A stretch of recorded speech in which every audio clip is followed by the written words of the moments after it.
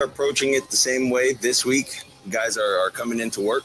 They're working on their craft. In order for us to be able to play together, we all got to know our own assignments. It's about knowing our assignments and being able to trust the guy behind us, trusting that they're going to know and understand where to be and what to do. And Jerome Baker's keeping things in perspective. How tough is it? It's not tough at all. I mean, we're 3-1. We're not 0-4, so we got to just lock in on Sunday and take the next step. Dolphins, Giants, today in our house. It all starts right here. We're all getting ready for it.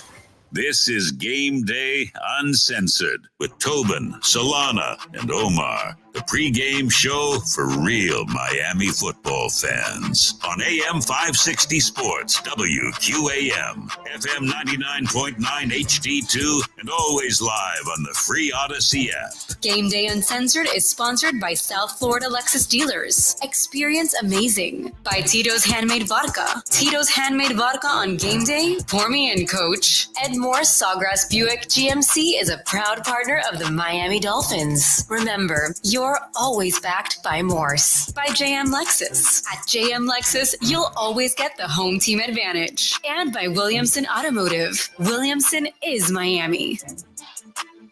All right. Good morning, everybody, and welcome on in. It is Game Day Uncensored here on 560 WQAM. Brendan Tobin here with you alongside Omar Kelly and Alejandro Solana. Trevor Harris producing for us today. As over the next 4 hours, we will get you ready for Dolphins and Giants after just an absolute embarrassment last week. My God, that was an ass kicking and a half. Butt whooping. Woo. I mean, that was. You need child support from Josh Allen. He put us in the high chair. He pureed some food and he said, "Here comes the airplane." That's what he did, dude. I mean, it was tough, man. It was a masterful performance from the Buffalo Bills and a reality check for South Florida sports fan, Dolphin diehards. You felt like you had done enough to basically, dethrone, and coming off a 50-point victory. Yeah. This was your division. I was drunk. This is your conference. You had the confidence. You went in there with a I don't even know what this emoji is. What is this emoji? Is that a thinking emoji? Yeah, kind of. I don't know. Like a pensive, right? Yeah, like, you they went in with team shirts with emojis on them, which nobody still explained to me. And Josh Allen and Stephon Diggs, they took that personal. Yeah. I am. They took an emoji personal. I am South Florida fan who needed to be humbled, I guess, because I mean I was in here cocking my wings. I'm like, hey, yeah, you're about to fly around here. I don't know what I just said, by the way, but you were cocking your wings. I genuinely believe the Dolphins were going to go in there and just run right through them and not win by, not put up another 70 burger, but I thought that game said a lot more about the Bills than it did about the Dolphins, though, right? Like there's a lot of people who were throwing dirt on the Bills. Jim Nantz was making that point on the broadcast. I mean, you would have thought they were broadcasting actually for the Bills, understandably. I mean, they did have a good performance, but Jim Nantz was yelling at us. Bro, when you get 48 points, he was yelling at us. When you put up 48 points on the team, it's a bit much with them. Him and Tony Romo. Romo the whole time. Josh Allen throws a little screen pass. Oh, look at that footwork from Josh Allen. He loves I don't think there's anybody Tony Romo loves more than Josh Allen. He loves Josh Allen. And it makes sense, right? Two ringless guys. Yeah. It all makes sense. But it was wow. But no, like that. There was a lot of talk. Is the Bills, especially after week one? I mean, like, is the Bills window closing? Are the Bills, going to come back to earth? Josh Allen saying, I'm going to play different. He hasn't played different. He's just played awesome. No, we all said they regressed. I felt like regressed. Well, they haven't, but that's what we were all saying, right? Going into that game, they regress. Him and Stephon Diggs don't like each other. That defense has taken a step back. They weren't even blitzing, and they were getting right through the Miami Dolphins offensive line. Dolphins got mommy and daddy back together. Oof. They were hugging and kissing at the end. They had a little rendezvous. Yeah. They had a romantic weekend. They had a little romantic weekend. Yeah. No. Josh Allen, Stephon Diggs sent us off to the grandparents. It was really, really bad. It was abusive what he did to Kader Kohu and Brandon Jones, not realizing they play for the same team, and it was bad. It was really bad. And for them right now, they're unquestionably the Kings. And I think the thing that's disappointing about it most, Omar, is that last year the games were close. I mean, whatever you want to say, they were competitive. They were fun games. So to kind of regress back to where it was 2 years ago, where they were always kicking your ass, which is what he's basically done his entire career to the Dolphins. Absolutely. That is what was like, oh. There are very justifiable reasons for why the Dolphins took that butt whooping. Got put in the high chair, got given a timeout. Timeout, dude. One, I think the number one issue is you saw Buffalo's defensive line, which runs too deep, and not many teams do run a defensive line with too deep unit. They were able to get pressure on Miami's offensive line with just 4 rushers. No blitz, just 4. And consistent, steady, Tua's under duress kind of pressure. Tua can't read the field kind of pressure. Now, talking to some of the players, they said a lot of that had to do with the silent count. And when the silent count is really telegraphing when you're going to snap the ball for the defensive lineman, so it makes it easier, which is kind of the whole point of crowd noise. Let's make it easier for the defense, harder for the offense. Of course. And it sort of handcuffed a lot of the motion stuff.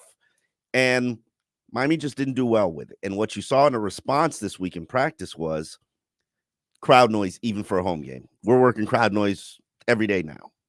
And that's an interesting adjustment that we're going to get perfected at what we do with crowd noise in a hostile environment and preparing for it, even when we're playing a home game. Crowd noise every day now.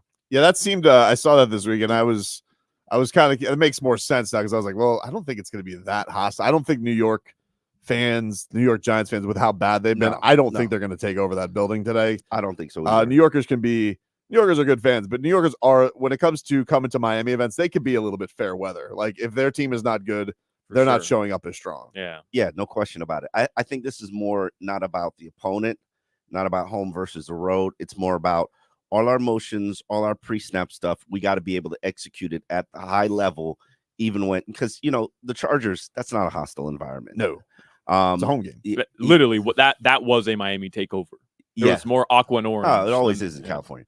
And New England, I guess they don't present the same challenge that Buffalo does from a crowd noise and hostile environment standpoint. Also factor why you lost the way you lost. Didn't tear the ball, turn it over 3 times. Yeah. They know that they are a ball possession offense, even though they're a quick strike offense. They are a ball possession offense. They need the ball. That didn't help them in that way. And then let's get to the defense, which I have to chuckle. There's issues there that I don't think are going anywhere. There is some marriage counseling that needs to take place. Man. And the big boss is eventually going to have to step in and not give Vic Fangio just say, do what you want. I'm okay. Well, let me know. He's going to have to step in and figure out a way to, because there's some trust issues there between the players and Vic Fangio. Vic Fangio doesn't trust them. They don't trust him. And Mike McDaniel has a term about, for things to work, you have to have a trust fall. You know that little thing where, you're on a tower and you fall back and everybody catches you. Very scary. And you just have to trust that somebody's going to be there to catch you. Well, right now, both Vic Fangio's getting falling on the ground, and the defensive players, they feel like they're falling on the ground. They don't. Neither side trusts one another. Which I guess isn't that surprising because, like, listening to Vic Fangio and every press conference, he seems to like 2 players on the team. Yeah, pretty much. I mean, that's it. And then everybody else is and even those 2 players. Yeah, I know. I think the ones that he's complimented has probably been Javon Holland and Christian Wilkins. Nope, Andrew Van Ginkel. Oh, of course. Yeah, it's Van Ginkel. Loves Van Ginkel. Who doesn't love Van Ginkel? And Javon Holland, he took a couple bullets this week for too. Sure. Yeah, for sure. Yeah, for sure. Everybody did. I mean, Von Ginkel is, and it's crazy because it's like you have all these high price guys, high draft pick guys, and then your best defender is just this guy who you almost lost. Yep. Totally. And is filling in for your first round pick, who everybody was going to say have this breakout season in Jalen Phillips. But yeah, man, I'm with you. I don't know how that gets fixed. It doesn't seem like the players, listening to them and the coach, it doesn't sound like everybody's on the same page of where they should be.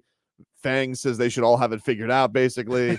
They're all they should all have it figured out by week 1. They're like, But Omar, just specifically in that Buffalo game, how doesn't at some point, like I'm looking at Kader Kohu getting burnt, then Toasted. burnt every time. Like at some point, how doesn't Vic Fangio, the highest paid defensive coordinator, because we talked about it with Crowder, and he's like, bro, that happened all the time back in the day. Like they wanted me to cover Tony Gonzalez. I had to go over and say, I can't cover Tony Gonzalez. Like he's going, hey, you see why he keeps catching the ball? Because you leave me out by myself on an island with Tony Gonzalez. So at some point, like how does Fangio or Xavier Howard or Kader Kohu, like how is there zero communication between anybody there saying whatever it is we're doing right now is clearly not working? There was a certain player literally begging to take the assignment, a player begging that player to take the assignment, a coach giving that person the assignment, then the defensive coordinator saying, no, none of you do these things. Go back to what I told you to do. And hey, this is your defense. It is. He's the guru. He's the guru. And, I feel uncomfortable in this situation because a lot of players everybody's basically just kissing Vic's cheeks.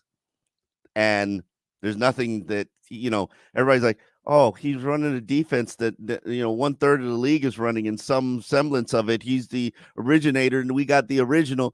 Well, okay. Well, if it's out of style, it's out of style. And if it's not working, it's not working. And my thing is the personnel that you have wasn't built for your specific defense. And at what point are you going to cater your approach and your style to the personnel that you have? Because if we look at it from an offensive standpoint, and this is where the disconnect with me comes in.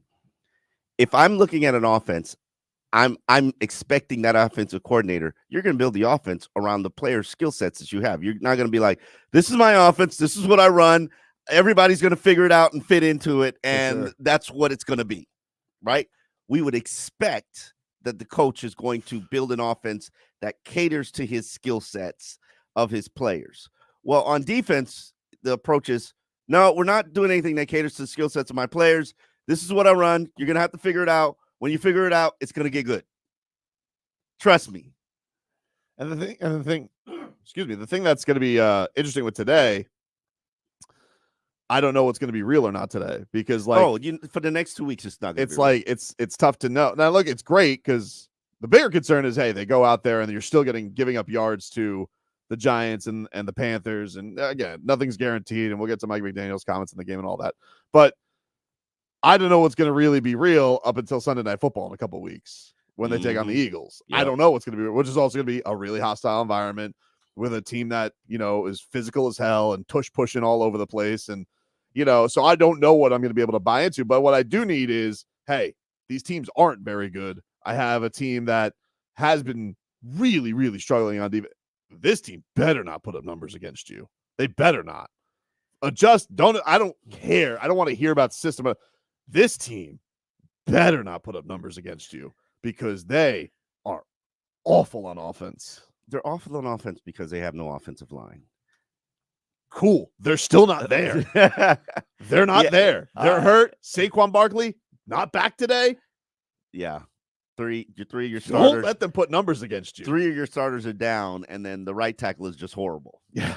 So we'll take a break here on Gameday Uncensored. When we come back, we will hear from the man who is the guru, Vic Fangio, on where things stand with the defense and some of his players' thoughts.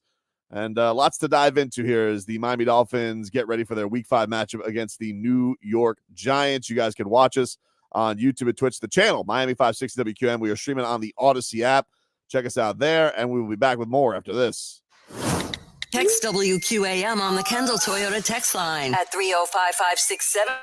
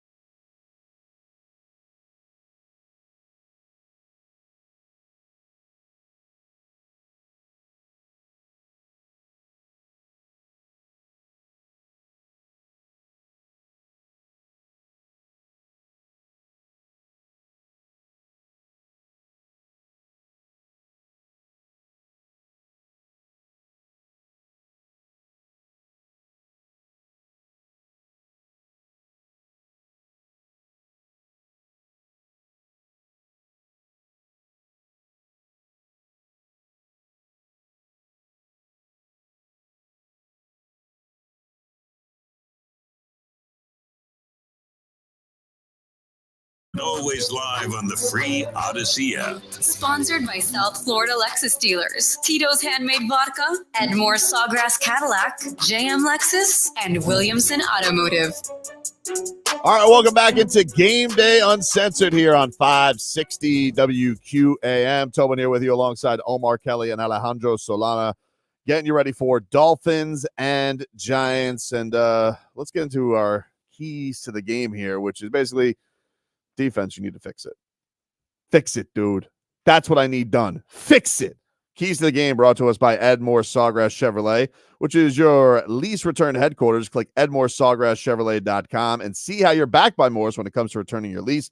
Edmore is a proud partner of the Miami Dolphins. So this week, after just getting throttled by the Bills, some things that have been bubbling, they got run all over by LA. All right, you don't have any issues against the Broncos. Cool. You're not really thinking about it.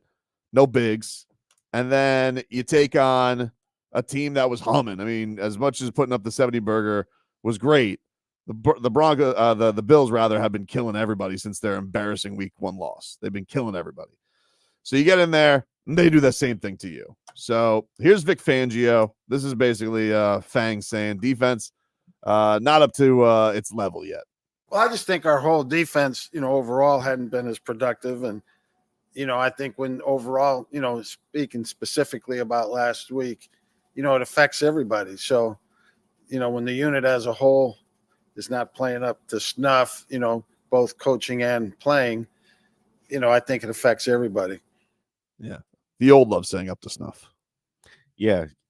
First time I'd ever heard her up to snuff. Really?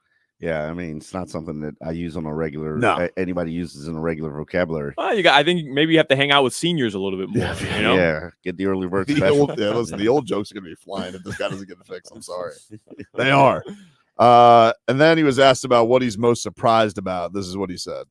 What has surprised you looking at the overall body of work through the first 4 games? We've just been inconsistent and not in one position per se. Inconsistent across the board, and we need to do a better job of coaching. Mm-hmm. The week 1 here's the archive of basically a coach with a struggling unit. Week 1, it's on me. I got to do a better job. Now we're at week 4, where obviously the unit still hasn't improved. Consistency. Everybody's got to do their job. By week 8, that's not fixed. We're getting names, of course. If not, replacements. We asked them if there was a chance that we can see some alterations and some replacements. For instance, we saw Eli Apple lose his job. Justin Bethel's got it now. I don't necessarily know if Justin Bethel's performing well enough to keep it. Could there be a change? We saw Duke Riley get in there for a couple of snaps over David Long, who he's acknowledged he's not very happy with. This is a guy who's consistently shooting the wrong gap, leaving his defense exposed because he instinctively sees something that isn't there. And Fangio basically would have replaced him with Andrew Van Ginkel if he didn't need him as an edge player right now. So maybe Jalen Phillips coming back gets Andrew Van Ginkel real snaps at inside linebacker full-time permanently. So and Deshaun Elliott coming back, we're definitely going to see Brandon Jones get the heave-ho. Oh, man, thank God. Blitz boy to the bench. Yeah. His bench boy. Wow, bench boy. I like that. That's nice. I don't want to be disrespectful to Brandon Jones. I love Brandon Jones, by the way, which is why last week I kind of was a little bodded by you just calling him Blitz Boy, even though I know that's not your nickname. That's just what he's been call called. He's just relaying the message. And bro, I mean, it was right on the money. I mean, that was some of the most embarrassing. He was more like Trip tackling. Boy because he tripped his own player. He's not that great in coverage.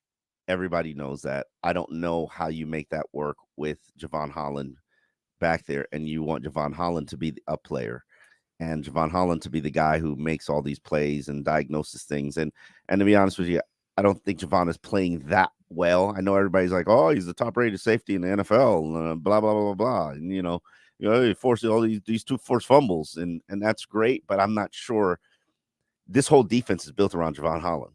Right now, they're 27th. Good enough? No. And I think with Brandon, like, look, also, like, not everybody comes back from the injuries that he has that quickly. So, like, we can't treat everybody like they're going to be Adrian Peterson. Like, they're gonna make the quick turnaround. And I'm not saying with you. He would have been, because I know he had some of these struggles anyway. Yeah. But it's just like that on top of it. And, so it will be great to get Deshaun Elliott back for sure. But who knew he was that important? Yeah.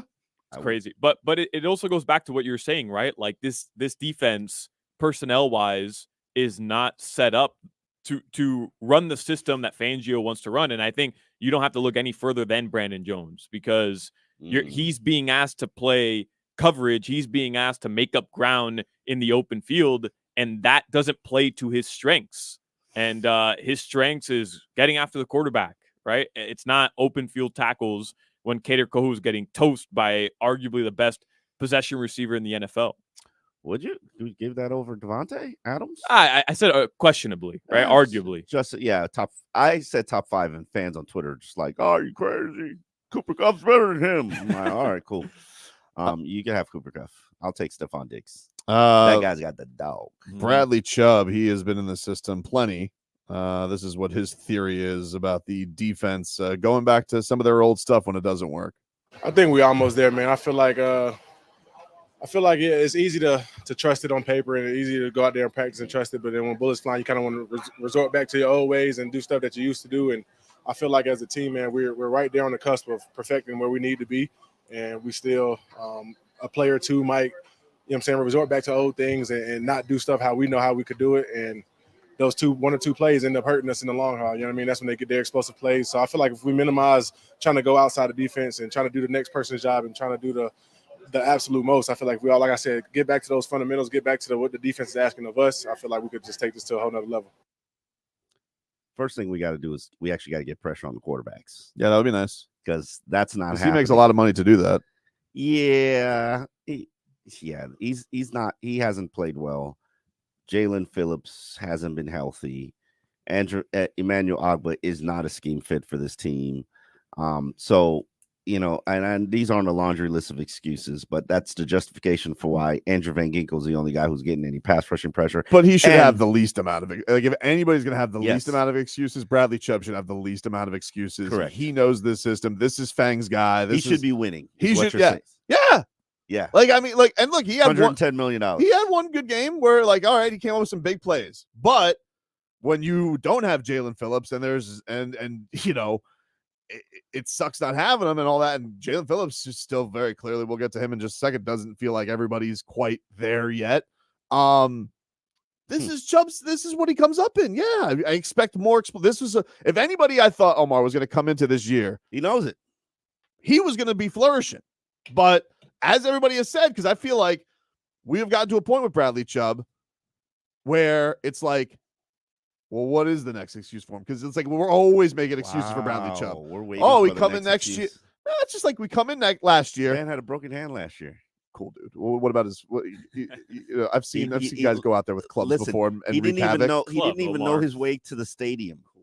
He didn't know. Has he ever heard of Waze? He didn't know the cafeteria lady's name. They did the same thing with Greg Little. He didn't know which 95 to take. He didn't know how to get on a 595 to get. It's not that hard. It's Golden Glades is pretty confusing. All right, you don't have to do the Golden Glades. It's probably one of the easiest places to get to in Florida. Is like the last exit before hell, because you have a place in South Florida, unless you're coming from south. But if you're coming from north, the facility is right before what's known as hell. Hell is the Golden Glades. What? Hey, okay. From the south, pretty damn simple too. Turnpike north, 27. It's a metaphor, gentlemen. It's a metaphor.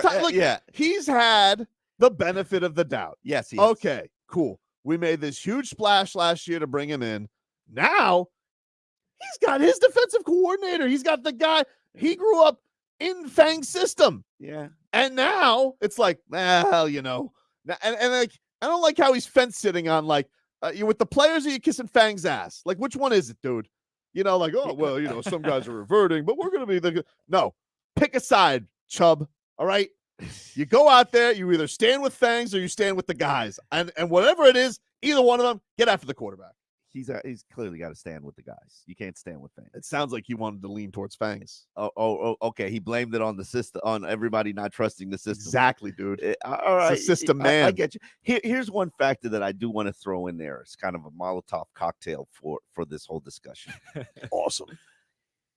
When you have an entire defense where everybody knows their performance and success is dictating and determining how much money they're going to make next year, with the exception of Zach Sealer, who got his money now, and obviously Bradley Chubb, who basically raked you over the coals and took $110 million.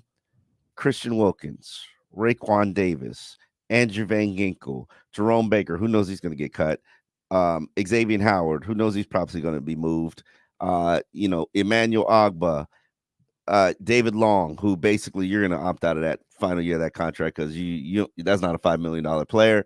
I said Jerome already. Javon Holland, who's looking for a new contract at the end of this season.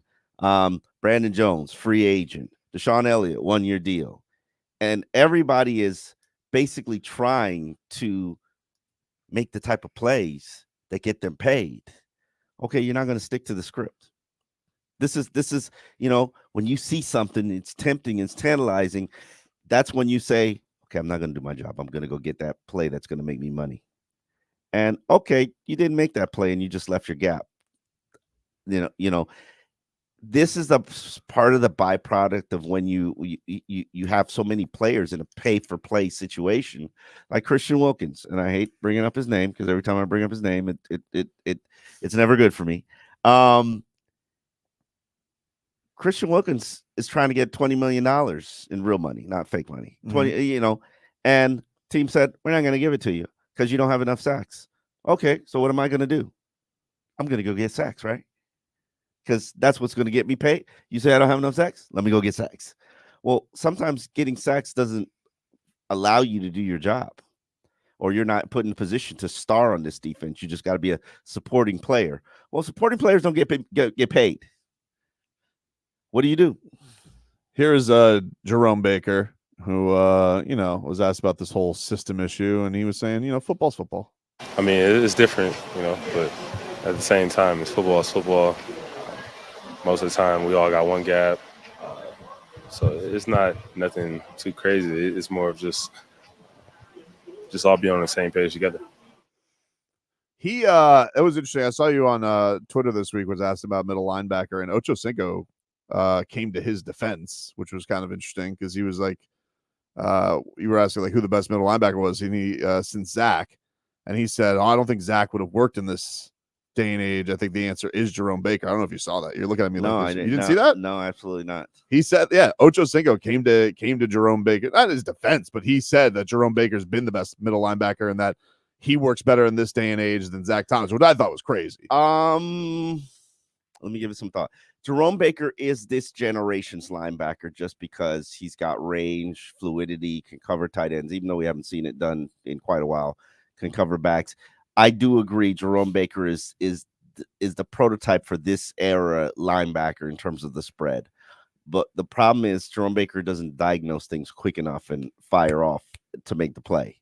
And I don't know how much that negatively impacts the defense, because just like Jerome said, everybody's got a gap. You own your gap, you win your gap. Okay, we should all win. The problem is a lot of guys aren't winning their gaps, and a lot of guys are getting blocked, and a lot of guys are shooting the wrong gap, and a lot of guys and not getting enough pressure. And as they've said to me, when you're in zone, you're backpedaling and you're not getting pressure up front, and the receiver can just do whatever he wants downfield, and you have to follow and recover. Now getting out of your backpedal. So what am I in the backpedal for? Yeah. Because in zone, the whole point is I'm backpedaling. The ball needs to be out fast enough for me to jump the route so that I can get the ball. But if the ball isn't going to get out fast because they're not getting any pressure, and I just have to leave my backpedal to now go cover the receiver who's at full speed while I'm backpedaling, how is this to my advantage?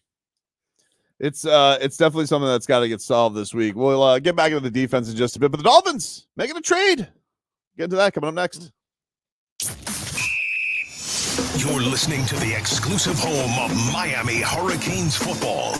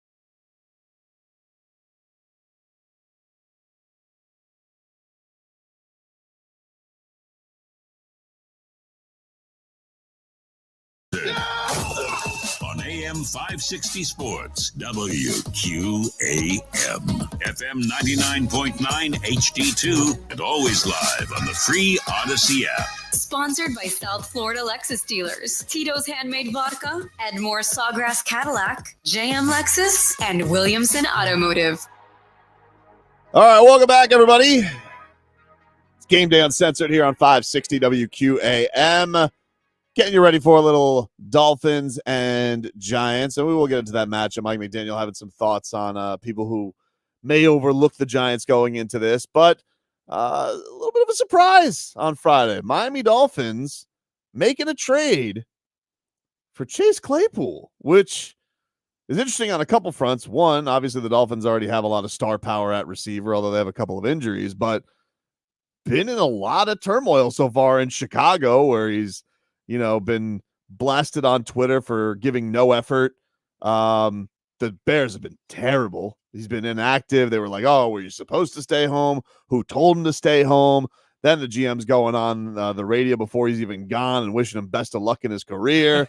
So the Dolphins trade for a very talented player who is not, really good start to his career. But what was your reaction, Solana, when that deal went down? I'm very interested, and Omar just threw on some shade, so I imagine he has a strong take on this. But I like the move, I really do, because I think extremely low risk. He gives you any problems, he says anything that Tua doesn't like, even though it seems like they're kind of boys, right? The last time the Dolphins played the Bears, I saw this video going across Dolphins Twitter. He made a beeline, right? A beeline to Tua to go shake his hand. He knows a good quarterback when he sees one. At any point, he gives you one headache. You just cut him. That's it. Yeah. Boom.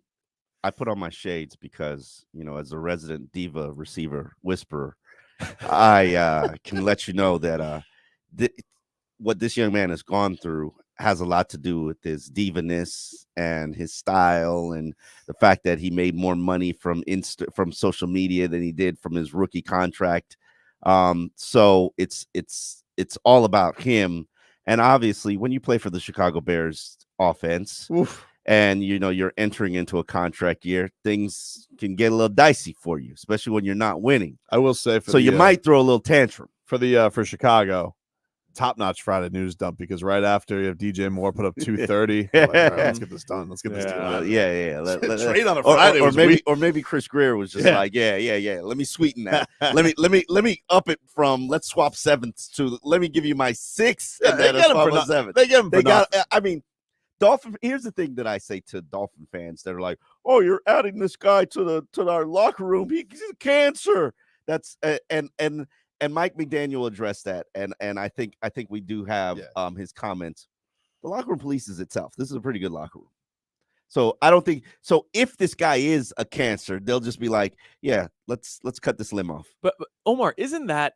You've been in locker rooms way more than I have, but traveled with the team for 3 seasons. I've been in locker rooms for the past 6 seasons. I think in the NFL specifically, that is the most overblown narrative. Cancer to the locker room. Some guys can be. No, right. Tua Tagovailoa, the starting quarterback can be. The starting left tackle, the captains can be, right? Guys that have influence in the locker room. Mm-hmm. But just adding a receiver who's kind of been thrown around the league now for the past 2-3 seasons. On third team in a year. Adding him to this locker room is going to ruin what seems to be a group that genuinely gets along on the outside, right? Yeah, absolutely. Like, it doesn't make any sense. These guys all hang out in position groups all the time, right? You go to the facility, you're in team meetings, you're watching film. Who are you with? You're with your position group. When you travel, who are you with? Your position group. When you're practicing, I understand they're all in the same field, but who are you with when you're practicing? Your position group.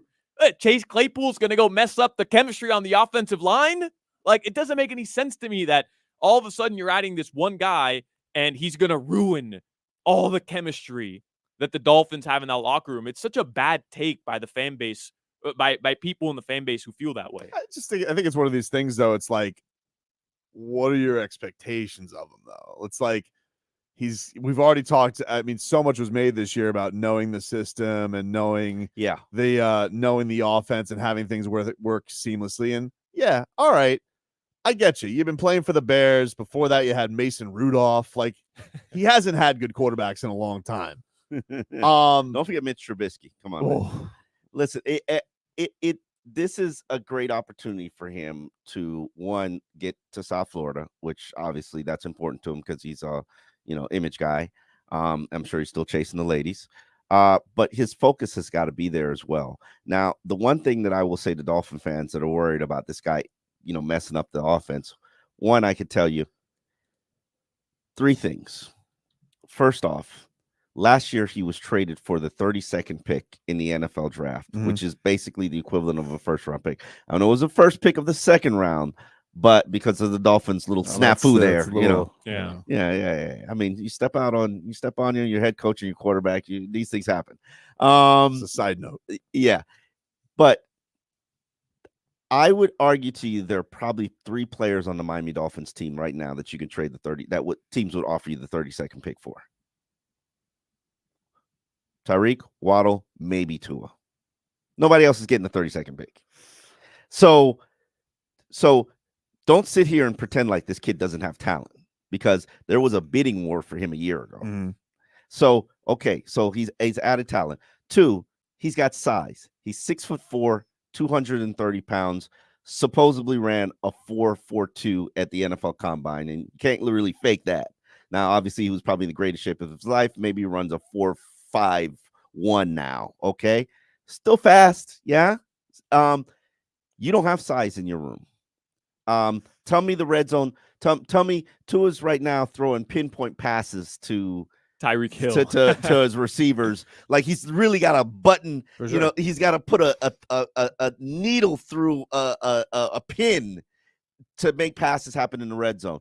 Wouldn't it be great if he had just a weapon he could throw it up there to and play, jump ball passes to? Well, okay, now you've added that to your offense. All right. 3, he's massive big. Think about all the blocking that these wide receivers have to do. And you've got River Craycraft, who's your best blocker. Like, literally, that's why you're missing River Craycraft right now, because he's your best blocking wide receiver. But that kind of goes back to one of the issues with him, though. Like, is he going to do that stuff? That's a good question. That's the problem. You got to buy in. You got to buy in. He's got to buy in. If you don't buy in, you don't play. But I don't even think I think that's overblown as well, Tobin. All you were talking about. If you traded a first round pick for the guy and you cut bait 4 weeks into the season, I agree. For a team that has no talent, no talent. I agree 100% that he clearly was not invested in doing what was best for the team. I'm not saying you're wrong about that, but the Dolphins don't need him between the 20 and the 20. When they need him inside the red zone, inside the 20. Absolutely. I'm looking at our receivers right now, right?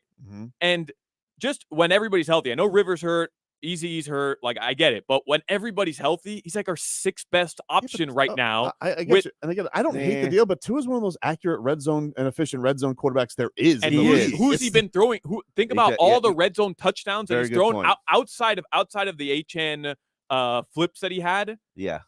Think of it. He's Braxton working too hard in that Berrios, red zone, bro. Tyreek Hill, River Craycraft are the only 3 players who have caught touchdown passes other than the running backs in the red zone. I'm just telling you, my expectation of this deal is like 0.0. Like, if he adds something, I'll be like, all right, great. It's just kind of like with Robbie Chosen. I'm like, we'll see. I mean, like, and it's great that Robbie came in a blowout and added a little spice to it, because he predicted 70 points.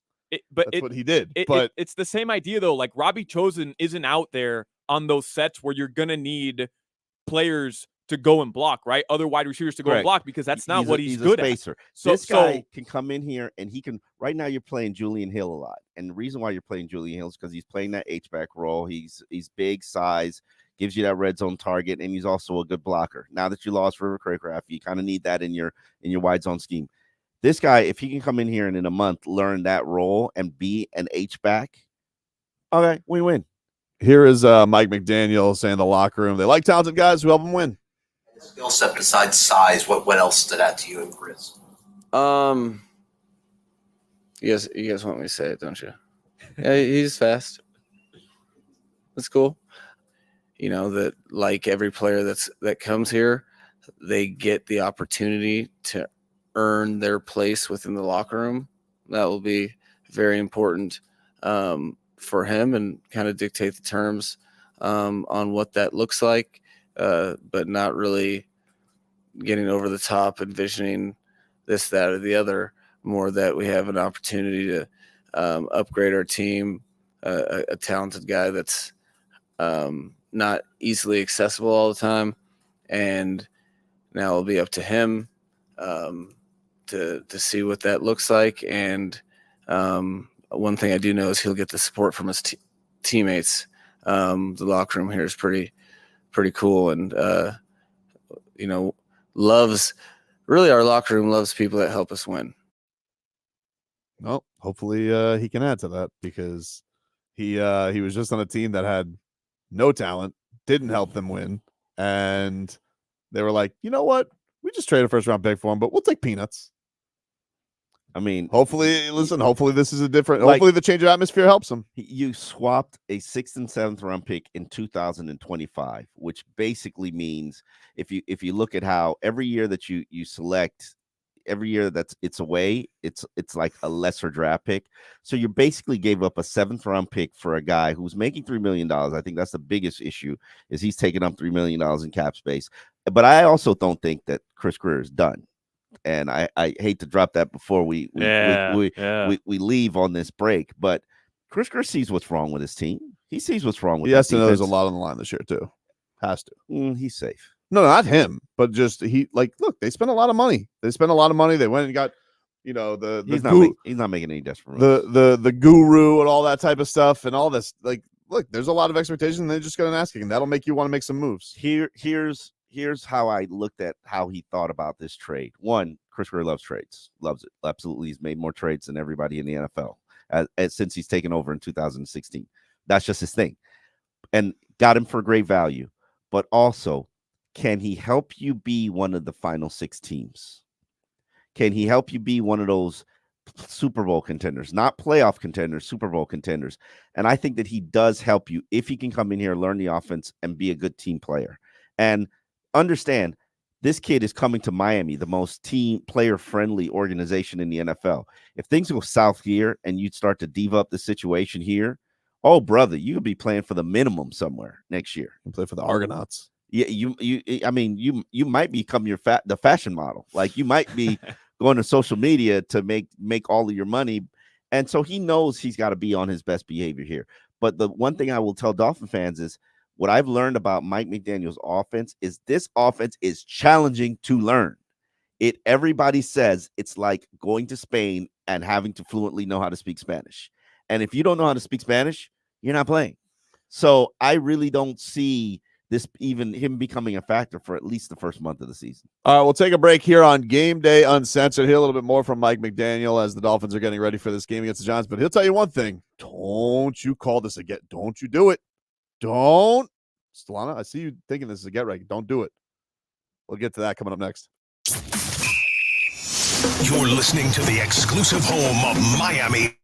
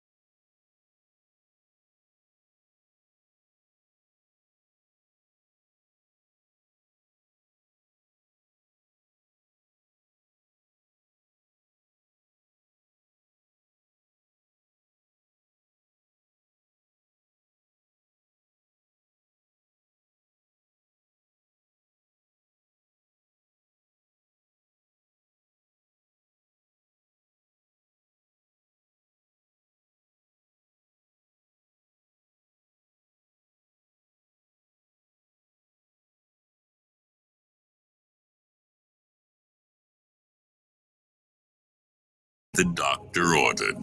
The 1-3 Giants are in town. Looks good on paper. However, this is the NFL. Coach McDaniel says the Finns need to put last week behind them. But I do not want us to progressively get worse. You'll get learned a lesson, and it happens every year. You can't do it if you're trying to be your best version of yourself, because there's too many good players, too many good coaches. Onward, says Tua. I think guys are approaching it the same way this week. Guys are coming into work.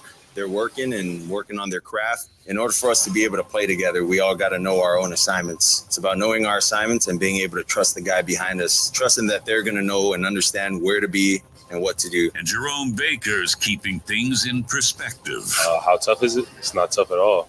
I mean, we're 3-1. We're not 0-4, so we got to just lock in on Sunday and take the next step. Dolphins, Giants, today in our house. It all starts right here. We're all getting ready for it. This is Game Day Uncensored with Tobin, Solana, and Omar. The pregame show for real Miami football fans. On AM 560 Sports, WQAM, FM 99.9 HD2, and always live on the free Odyssey app. Game Day Uncensored is sponsored by South Florida Lexus Dealers. Experience amazing. By Tito's Handmade Vodka. Tito's Handmade Vodka on Game Day. Pour me in, coach. Ed Morse Sawgrass Buick GMC is a proud partner of the Miami Dolphins. Remember, you're always backed by Morse. By JM Lexus. At JM Lexus, you'll always get the home team advantage. And by Williamson Automotive. Williamson is Miami. All right, welcome back in, everybody. It is hour 2 of Game Day Uncensored here. Tobin here with you alongside Omar Kelly and Alejandro Solana, taking you up until the Miami Dolphins Week 5 matchup against the New York Giants. Miami Dolphins, biggest favorite of the week. They are minus 12.5 as they return home, just their second home game of the season after a road-filled September with a tough ass kicking they took last week. But turning our attention to this week's matchup, this Giants team is 1-3. Their lone win is against the Cardinals. A game they were losing most of that game, 23 to 3 or something like that. They started 21 points. They started the season getting outscored 60-0. That was how the Giants season started. They were at Monday Night Football this week. Got absolutely embarrassed with by the Seahawks, giving up 11 sacks.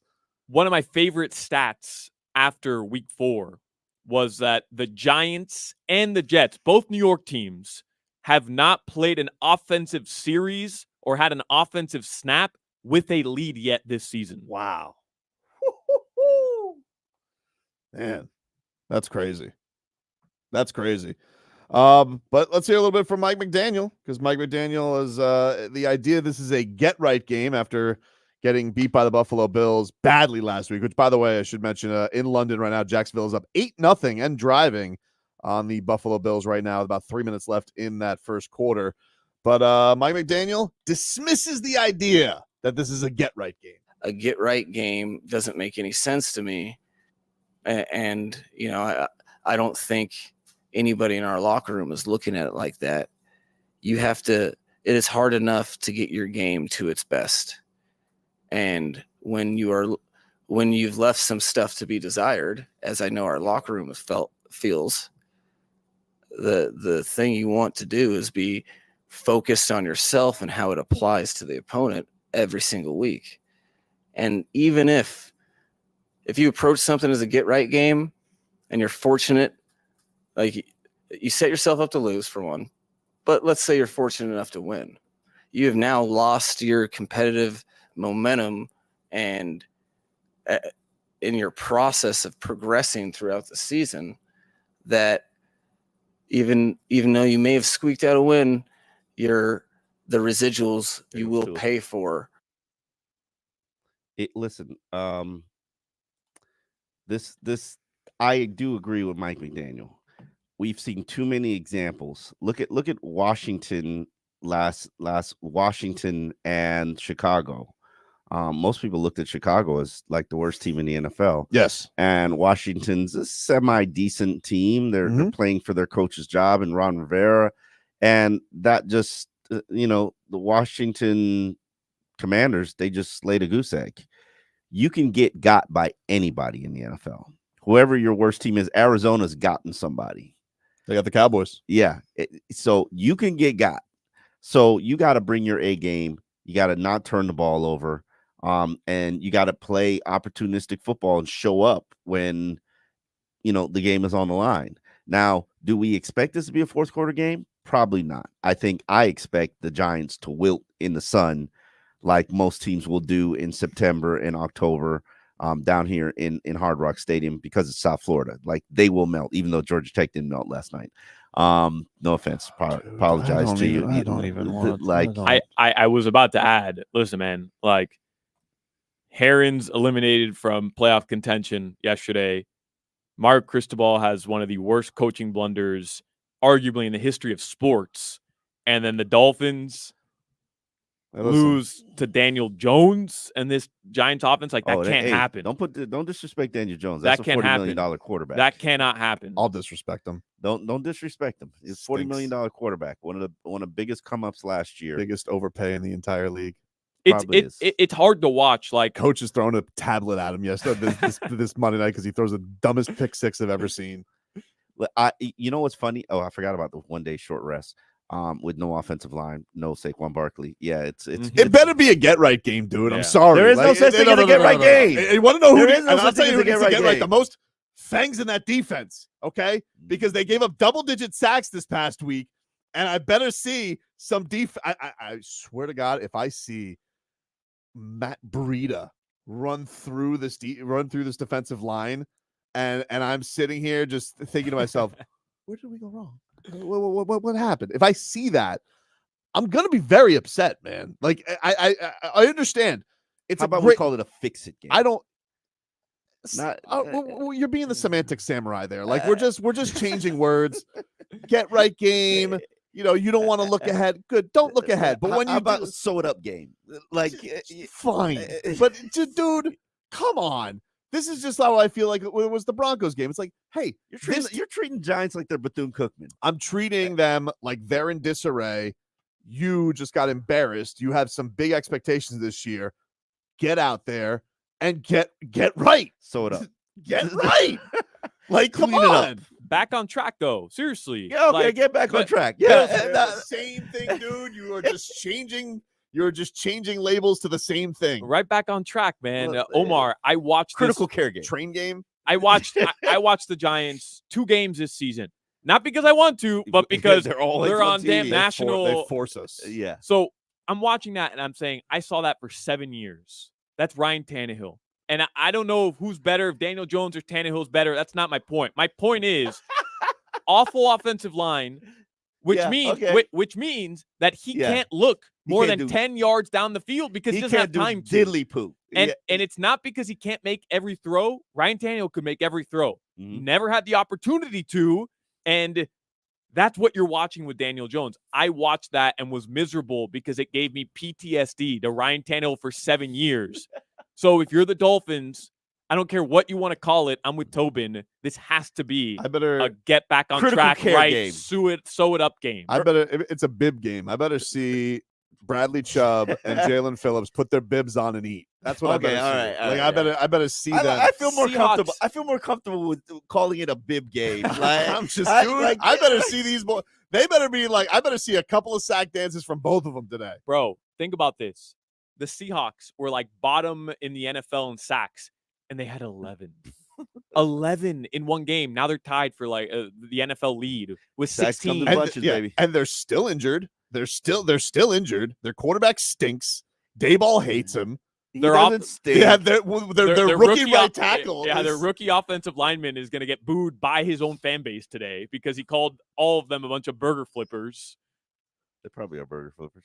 This is a team reeling, who, by the way, plays Buffalo next week, which is the only reason why I have a little pause here where I say, all right, last week they needed a beat on Monday Night Football, the Seahawks, because they had the Dolphins and Buffalo back-to-back. Well, they didn't. They played awful. Well, this is one where they're saying if we don't want to fall to 1-6 or 1-5, Yeah. this is the one right here. What I The don't like about this Dolphins. game is they're like a wounded animal trapped into a corner. That animal is going to fight. It's going to bite you. They have no bite. This is an animal with no teeth. So if you get beat up by this animal, you should quit hunting. Hey, practice squad players Did you got hear pride, that? bro. This is Wink Martindale. This is their defensive coordinator. This is his thoughts on what he's going up against this week with the Miami Dolphins. Well, my wife called me last night before she went to bed.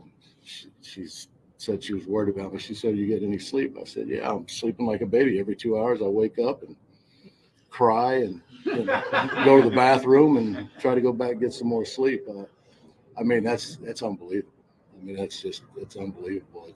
But that's where this league's heading. With some of the other scores, the points have been up pretty high. I think it does. I told our guys, not the players. I told our staff, because we're all old enough to remember the greatest show on turf. This is like that 2023 supersonic. I mean, they're faster than that. I mean, that's what they think of you. And he knows he knows, by the way, his offense ain't keeping up with it. Yeah. Don't blow this. You got rookie cornerbacks out there too. Oh my God, on Tyreek Hill. Yeah. Like, think about all the breakdowns, and they play that Brian Flores-esque zero technique attack. Go hunt the quarterback. Yeah, you want to hunt Tua, you go right ahead. You Good luck. You do that. Good luck to you. Good luck. Now, obviously, not with this offensive line, and if Liam Eichenberg's at center, then I'm a little bit more concerned. But hopefully, Connor Williams will be in the lineup and be in there at center, and Kendall Lamb. You know that man is going to show up for you. Wink Martindale. Yeah. It's a good nickname. It is. It's a good nickname. Wink. It is. Yeah. It's a great coaching name. Yeah, it is. It's a great coaching name. We'll take a quick break here on Game Day Uncensored. Be back with more after this. Listen to Messi and Inter Miami games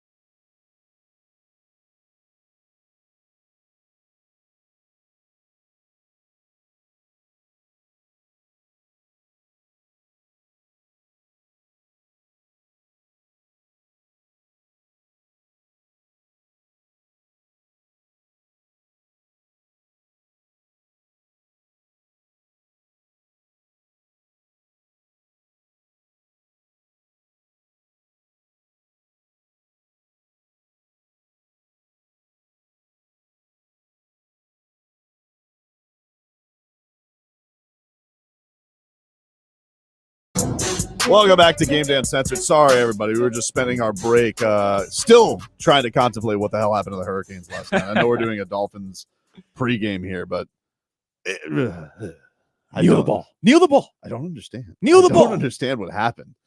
It's time to get to one of our favorite parts of the week, which is what wild thing did Tyreek Hill say this week? So he's our player to watch because he's always our player to watch. He's the fastest thing on the planet, and he'll let you know. Our player to watch, brought to you by your South Florida Lexus dealers. Experience amazing. So obviously on the Dolphins, Devon Achane has been amazing. I mean, he is really like he's taken the Dolphins by storm. He's so fast, just like as the Dolphins are privy to have lots of fast guys. He may be the fastest, and maybe he's the fastest. I don't know, but like, don't tell that to Tyreek Hill. And so you had an exchange with him in the locker room this week, Omar, and it was brought up. Well, where does he stand? And color me shocked when Tyreek Hill says Devon Achane is not even number 2 on the team. Here was the cheetah. Have you ever watched him and said, boy, you might just be a little bit faster than me? I'll never say that. Why would I say that? I mean, fastest time. what is it? I don't remember what it is. His is 21 point what? 9-3. And mine is 20. And mine is 22 point what? There you go. Now we talking. Wait a minute. But Numbers. last week Men lie, women lie, but numbers don't lie, don't they? I'm just saying though. You feel me? I've been doing this since what? 2016, baby. I'm the cheetah. You feel me? I'm the fastest in the game, and I'm the fastest in real life too, though. Like I don't be talking my, excuse my language. I don't be talking my but you feel me? Like I never let nobody take that crown from me. Like I'm gonna hold on to that forever. Okay. So Devon Achane, he fast, but I'm 9.98 fast. You feel me? I'm triple crown high school fast. You feel me? I'm junior Olympic fast. You feel me? I'm Mr. Youth. Nah, let me stop. Don't let me keep going on. Nah, but Devon fast though. He definitely. I would say he's like the 3rd fastest on this team though. We got another kid on practice squad that's pretty fast. Ethan Bonner, white kid, fast, rolling. He ran 22 and camp had me like, okay, this dude. Okay. May not call him out in the race. I don't know who that is. I just learned this week. I don't know who Ethan Bonner is. Shocked as I may be, as I find out, white cornerback. Yeah, practice squad cornerback from Stanford, ran a 4.42 in his pro day. He's fast. I'm not going to deny the fact that he's fast. Is he Devon Achane fast right now? And this is where Tyreek is kind of all flustered and bothered, because there was a point where Tyreek was the fastest man in the NFL this season. Now, since they've been doing the miles per hour tracking and next gen stats, they basically can track a player's running speed on the field. Tyreek has posted the fastest speed of all time. Okay, this goes back to his rookie season 6 years ago. So that's the record that Tyreek is holding on to.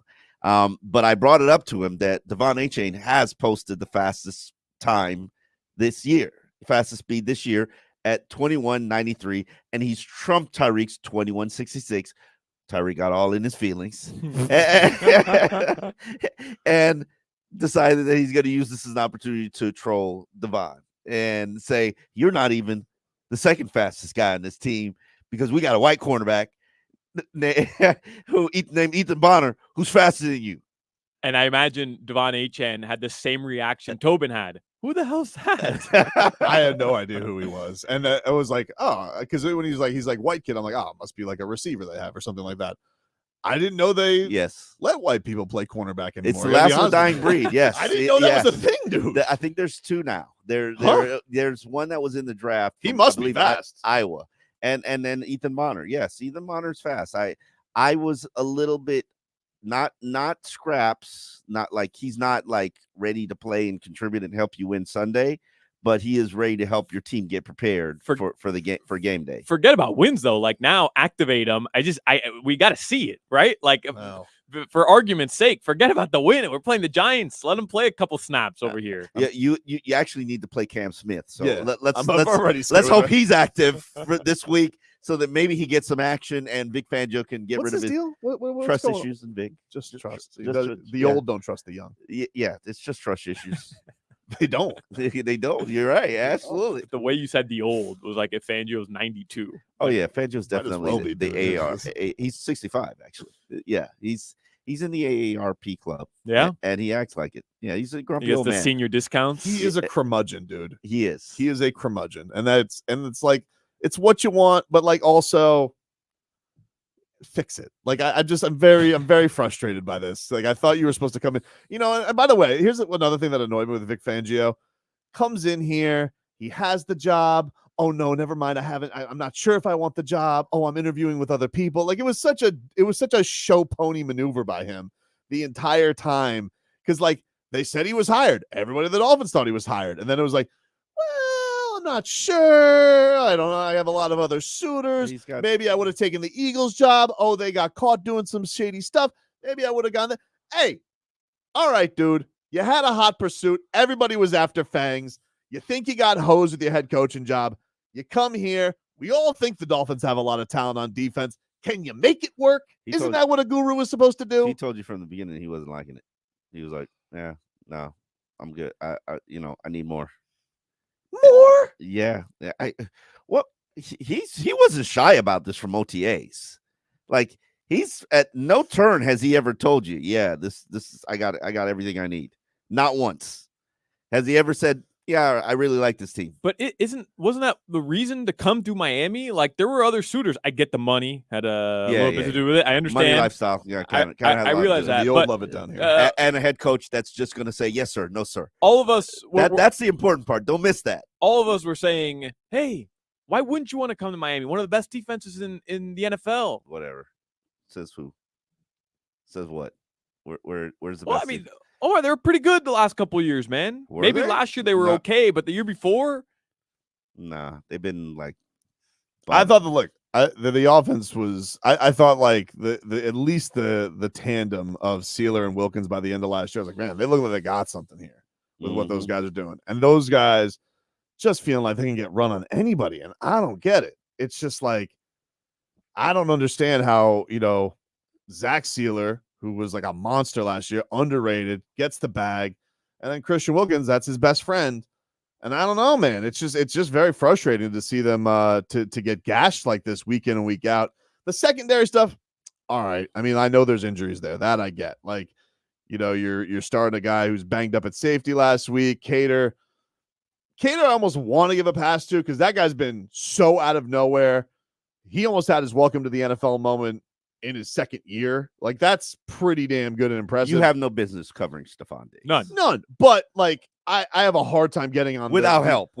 I have a hard time like being like, all right, you know what? Caterco has been mostly nothing but a pleasant surprise his entire Dolphins career. Absolutely. especially this year. Like how many times we talk about it Oh, in yeah, the Chargers game, big plays against New England as well. Yeah, that whole series against LA, Omar, a whole series we Okay, turned the game around. You're right. We highlighted it. I give you after that. week 2, and Okay. then on Sunday Night Football, I made a couple good plays too. But I'm with Tobin. Like, not that I'm giving him a pass. I mean, He gets a pass. He gets a pass. Don't that touchdown with Diggs. Like, it's hard to give somebody Which a pass. one? One of three? Which one? Yeah. Which one? But he has no business being put in that situation. None. And that's why I have to put all the onus and responsibility on Vic Fangio. Like, you should have known better. I went into that game and I literally wrote a story because I knew what they were going to do. And I was like, yeah, this isn't really comfortable for me. And I wrote a story that night, showed up here the next morning, wrote a story like 2:00 in the morning. Like, this is why Vic Fangio says he's not going to shadow Stephon Diggs. I need you to know this before it actually happens. Forget knowing better from the start, though.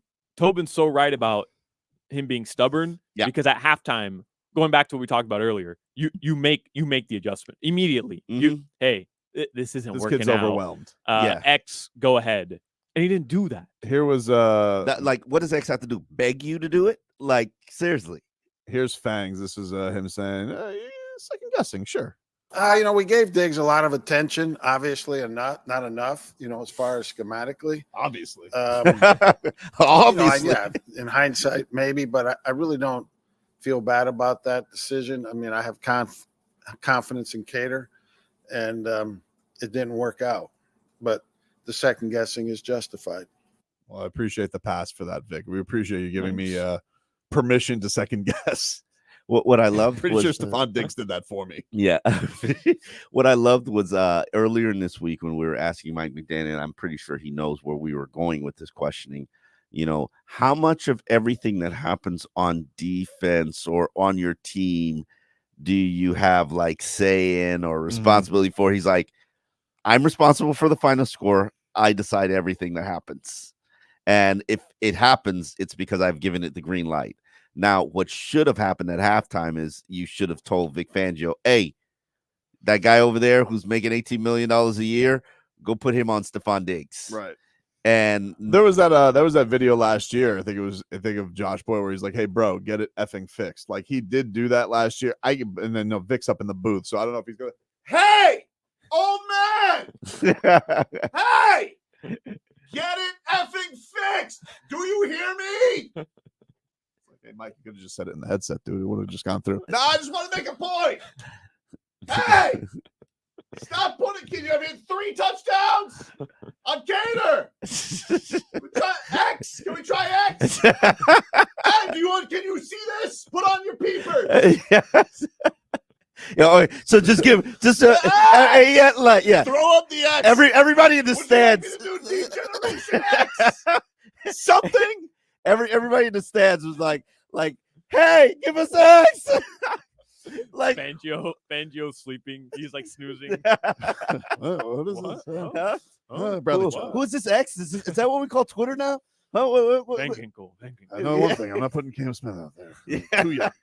Too young. Can't trust him. Oh, I can trust the guy who gives him 3 touchdowns though. Like, oh my God. Hey, but listen. You talked about it. He was like flirting with everybody else on the street because, bro, Vange calls the shots around here. I understand. Like, I'm not even saying if he wants to pick up and leave, he's picking up and leaving. And what are you doing about it? I get it, and I don't even say I don't even know if I want Mike. But the thing that's annoying with Mike is I think he's probably thinking to himself, I thought that's why we brought you here, dude. Is you are the guru, and I thought that it was going to be handled. And you know what his response is? Just do what I tell you. Everybody do what I tell you, and everything will be fine. And nobody's doing what he's telling them. So, Vic, why don't well, it should be figured out, but it's not. What do we do? They got to figure it out. They got to do what I tell them. Very cool. They got. Hey, are you doing what I said to do? Oh my God! All right. Hey, half the league is running my defense. Like, what do you want? What do you want from me? The only positive thing Tony Romo said about the Dolphins was about Vic Fangio on the broadcast. Unbelievable. Oh, Jim, everybody runs fangs. Okay, everybody runs fangs. That doesn't mean that everybody should run fangs. I'm so tired of this stupid Tony Romo. Oh my God! And he called out that he's doing the Bills. He's like, "Oh, Jim, we're doing that game week 18." Like, you're not allowed to choose that. The network isn't a network choice. Maybe there'll be a game with higher stakes. God, I don't want him back. I miss Harlan. Yeah. Oh, next Harlan. week. Oh, is he back? 7 days away. Oh, sweet Harlan. Got a little more KH, man. I can't wait. Take a quick break here. Dolphins, of course, do have some injury news with Teron Armstead and where things will trickle down from that. Take a break. Back with more Game Day Uncensored after this. Join Dolphin safety Javon Holland live every Tuesday.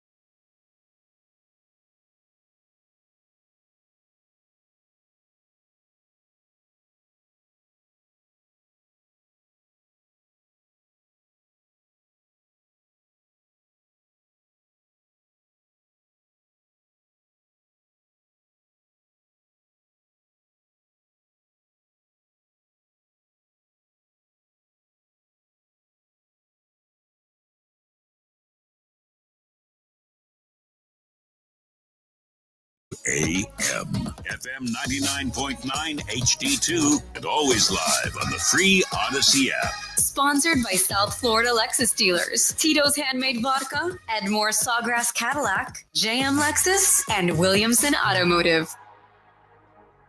All right, welcome back. It's Game Day Uncensored here on 560 WQAM. Tobin here with you alongside Omar Kelly and Alejandro Solana.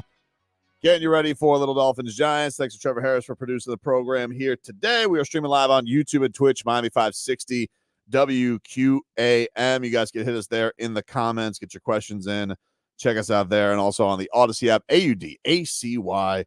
Download it today, and you guys can stream it with us. Hopefully everybody's getting their tailgate on right now, heading over to Hard Rock Stadium, getting ready for this matchup. Do you tailgate breakfast like when you're there? Okay, breakfast or beer and eggs. What's it called? Eggs and beer, something like that. Kegs and eggs. Kegs and eggs. Kegs and there eggs, we go. dude. Thank you, Trevor. What Kegs is and this? eggs. What is this? Kegs and eggs? It's the greatest exactly thing what it ever. sounds like. It's the greatest thing ever. I'll say no more. He's not wrong about that. He's really not. Kegs and eggs is. I told you guys I'm not. The tailgating experience is just so foreign to me. I don't. Maybe like a week, maybe like one day one game this season. We just maybe we'll just find a hot spot and we'll just do it from the tailgating area. We'll do a rogue tailgate show there. Oh yeah. I'm sure that'll go over well. I'll be like, find us, and we'll just be doing a pirate pregame show. I'll go do the Dan Day experience where I'm just walking around, enjoying everybody's tailgate, chiming in. From a health standpoint, news this week: Teron Armstead officially placed on IR. So he's that's out at least 4. He's a month, so he'll be back to Chiefs game more than likely. Maybe they try the Chiefs game, but hold him out, and then that would give him 6 weeks to get back. The significance about Teron Armstead being put on IR means it's going to be at least a month. Now, because it's going to be at least a month, I wonder if there was a scope done. If there was a scope done, it's pretty much going to be 6 weeks. Now, I don't know that, but I haven't seen Teron Armstead all week. Let's just hope he gets back. I know Dolphin fans are like so sick of the Teron Armstead experience, and they just think he's, a big mistake and error on the front office. And I would disagree with you, because your choices were, and don't get selective memory now, your choices were Teron Armstead's, Lyle Collins. One is out of the league right now. And, although he did put up some hype videos this week. Yeah, I saw that. People were like, "Oh," I could see Dolphin fans were starting to flirt with that idea again. well, I didn't see it. They were like, "Oh, Lyle Collins." Let's go back to that. Hey, Kendall Lamb, get Pouncey back on the plane to go recruit him. Oh wow, you remember that? Yeah. You're old school. Let's go. Get Pouncey back on the plane, dude. Pouncey paid for that plane, so allegedly, supposedly, bring whatever because the NFL can. Steve Ross cannot, of course. However, get the Pouncey Bros with their tequila, whatever they're doing now. I love the Pounceys. Come on, they are cool. I saw them recently at a bare knuckle workout. They were sponsoring Jorge Masvidal's. They were like the main sponsor. I'm like, I walked into Fifth Street Gym. I'm like, what are the Pouncey brothers doing here? It was one of the oddest sightings. Like I was like, skinny now. Yeah, very skinny. They're very skinny. They look like linebackers. Good for them. Yeah, absolutely. Right. Ball out in the NFL for a couple years.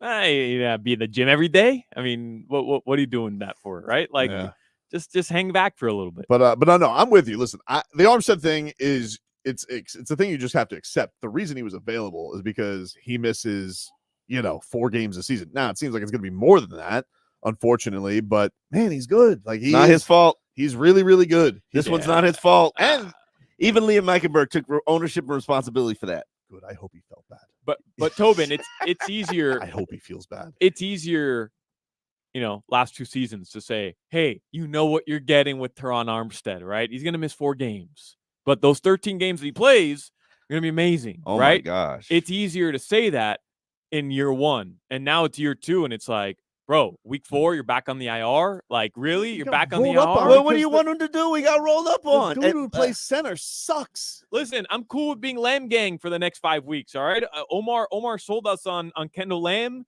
and I'm all good with it. But I'm just saying. God, can I just tell kind you? Kind of annoyed already about this I'll tell you what annoyed me was McDaniel this week, who was like, Liam Eichenberg, it's not his, this is not his finished Picasso. I'm like, Tua's going to look like a Picasso if you don't stop putting him out there.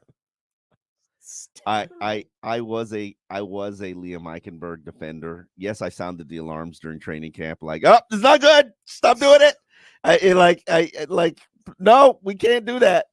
But then when I watched him on the game against Buffalo, reviewing the game, oh my God, I was like, I had to put it out there. He's responsible for Teron Armstead getting hurt. Produce the clip. Like, yeah, he messed up. 2, Buffalo got pressure with 4 despite having 5 blockers. So 4 beat 5 consistently, and you know why? I'm not gonna tell you why. It wasn't 4 versus 5. It was really 4 versus 4. You know why they did. And I'm at the point now. I used to think that, hey, he's fixable, he's salvageable. No, he's Michael Dieter now. He's a backup. And I'm not sure I'm ready. I'm comfortable playing him at center. I think I'd rather play the practice squad center. Jesus. And if is the starting center going to be back today? Yeah, I just saw a video of Connor Williams not sorry, doing. I said bad things about your holdout. I'm so sorry, Connor. I will take you better apologize for that snapping too. I will take your bad snaps. Yeah. You better apologize for that snapping too. Yeah, max 2 a game. Okay, whatever he needs. Whatever you need to pay Connor Williams, I will take his bad snaps. Like, bro, woo! Did somebody make some money by missing a game? Oh my God! Listen. Snaps aside, he's a really good center. He's a really, really good center in terms of what he helps you with in the run game, and the fact that he cleans up a lot of things in pass protection. And you saw what happens when he does it. It was so noticeable because, like, look, I know people were talking about, they clogged the center of the field. It's like, yeah, also they mauled over the middle. But you can clog the center of the field when you can get constant pressure just rushing floor. You can. There's 7 guys back there that can clog up whatever you want. It was infuriating to watch because you're just like, and I know Mike McDaniel doesn't throw anybody on the bus. Not his thing. He's the nice guy. Absolutely not. But it's like you got to go when you have to explain why somebody isn't terrible for 3 minutes. You've explained all you need to know. Like, it's just like he's like, oh well. First of all, I mean his snaps. Let's just talk 1 lollipop snap. I'm like, all right, cool. What about like the 9 times he nearly got Tua killed and also ruined Teron Armstead? And this is what he's been doing. Like, but what do you want McDaniel to do? Go up there and say, not play him. Liam sucks. I want him to no. I want him to say it's not good enough. Yeah, I want him to say, never mind. But don't you think? Don't tell me that he's going to be an artist. Don't tell me that. Don't you think those are the conversations happening behind the scenes? Yes, they are. Omar, yes, he's got to go up to Liam and be like, dude, what the hell are you doing here and here and here? But he's like, if I thought this was the ceiling, I'd be concerned. It's like, well, this isn't the ceiling. This is the 3rd floor he's been on because you keep moving him down the line and he's not good anywhere. That's correct. I'm just, whatever. I don't want to run up the score on him, even though I think he sucks. It's just like, don't play him anymore. I'm with you. I'm at the point. I'm absolutely with you. I used to think he was salvageable. No, he's not. No. In fact, if you wanted him for a ham sandwich, I'd trade him to you. I'm at the point where I'd be trying to get back my 6th round pick. I might try and fleece you for some Laspadas. See how much I can push this. Yeah. What kind of sub can I get for this? It's. And I know it just creates another hole. Like I was a full supporter of the Dan Feeney trade because I could tell you if you thought Dan Feeney was the answer, trust me, he's worse than Liam Eichenberg. So congratulations to Chris Greer. You got yourself a 6th round pick for a bad contract. That was a bad offseason signing. And I was like, okay, Liam can at least hold it down. And in hindsight, I realized Liam cannot hold it down. Yeah, it's just like, look, I thought center would be his future position. If he wasn't as high a draft pick as he was, they wouldn't keep giving him chances. It's the same thing with Noah. It was like, Noah, why does he keep getting chances? Oh, he's a 1st round pick. Okay. But sometimes you just know a guy stinks. So a literal 12-inch Laspadas Italian starting at left tackle or Liam Eichenberg? I think it would distract a defensive tackle if you threw a delicious sub on the field. He'd be like, you know what? I'm not getting to it. I'm going to eat this sub. delicious. No, I don't want him to play anymore. I'm not. You're not getting any arguments from me, I get man. nervous when he's out there. Yeah, it's not good. I mean, last week you guys saw me. I was like, when I saw the inactives, I was like in a panic mode. I was like, what? Huh? Yeah. Like, because I saw 2 liabilities on the field. Well, I mean, it's also a tough situation. I'm not trying to defend him, but it's a tough situation, right? Like, hey, go play center against the Buffalo Bills. Yes. And by the way, Teron Armstead, because of him, is also going to miss half the game. Like, if I told you Teron Armstead is going to miss half the game, Connor Williams is going to be out, and Liam Eichenberg is going to have to start at center, I don't think anybody's feeling good about that. I'm sure it's a horrible existence to know I am not good at this. And when I'm not good at this, this means other people get hurt. I'm sure it's a terrible place to be. That being said, don't be so terrible. Easier said than done. Don't be terrible, or don't have him out there. Play better. Those, and I've always wondered this, like, why defenses, when they know they've got a liability at center, why don't they just line up head on, get up against him, and just ram his face in all game? And the Bills did that, and I was just like, clearly it works. Our strategy. You know, clearly it works. You had McDermott this week. He was like, "Oh, the Dolphins' offense is revolutionary, unless there's an Eichenberg out there." I have found the weak link. Yeah, and I've said this from the very beginning, and when we started doing these shows in the preseason, I said, your team, especially your offensive line, is only going to be as good as its weakest link. Well, now we know what the weakest link is. Oh, hopefully he's not there today. Yeah. Take a quick break here on Game Day Uncensored. Get a little bit of a fantasy watch going on as the Miami Dolphins, they have a new fantasy stud, a new fantasy star out there in the backfield. We'll be back with more after this. Game Day Uncensored on AM 560 Sports. WQAM is sponsored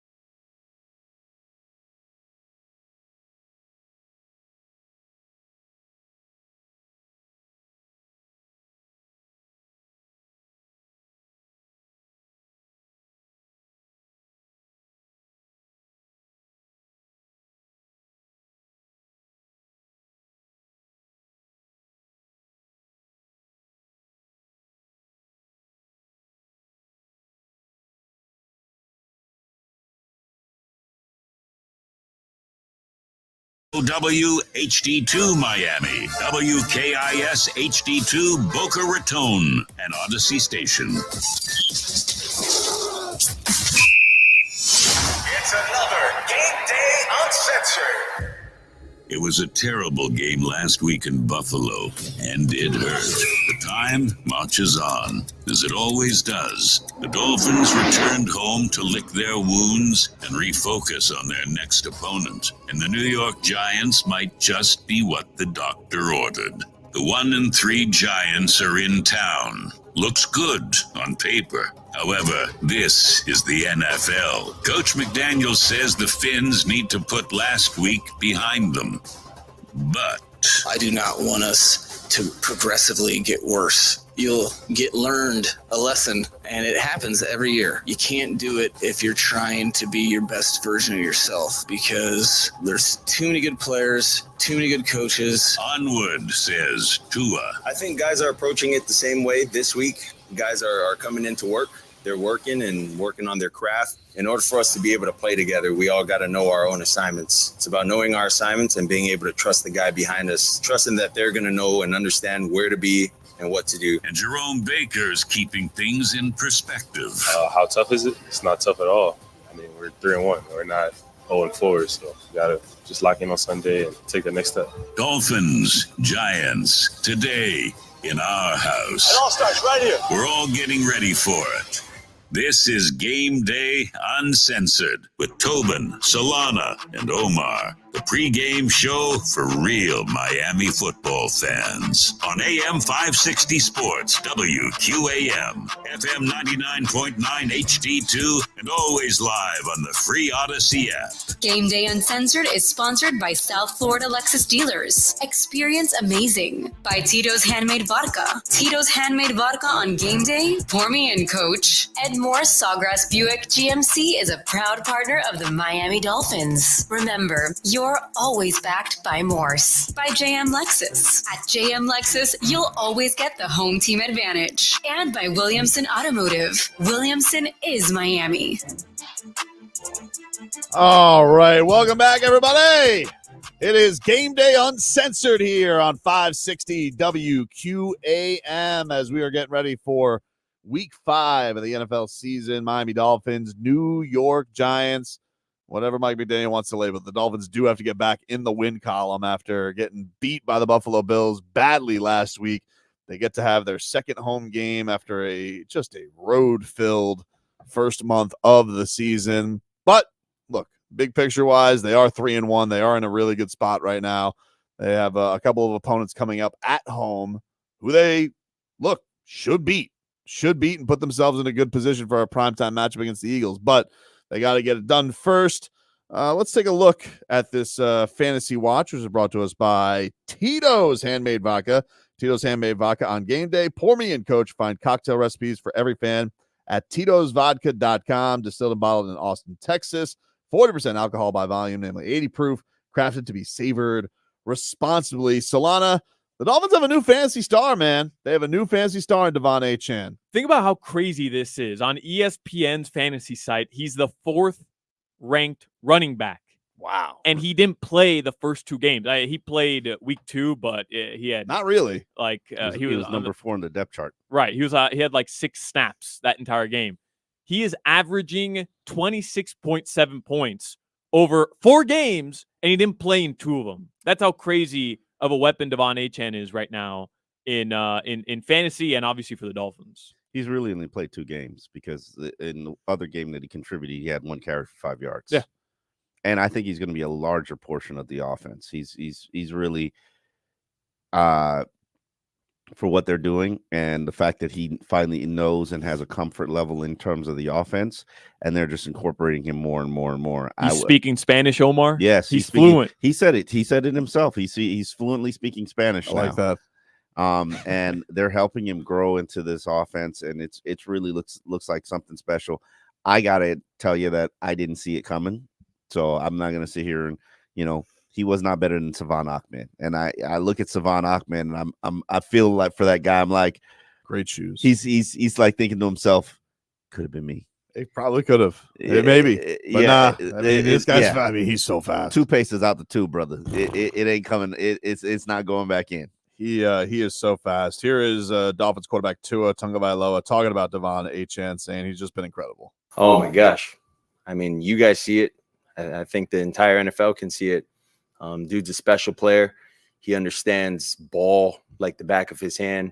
And I think that is one of the coolest characteristics that I can say about someone like him is he's very soft-spoken, but he's very smart, very intellectual when it comes to the X's and O's, of understanding where to line up, where he needs to be in the timing of the play and things like that. And, I think that's something that needs to be said because it's hard, especially being in this offense. So he's done a tremendous job. And, I know he'll continue to work hard and continue to do all he can to help us try to win games.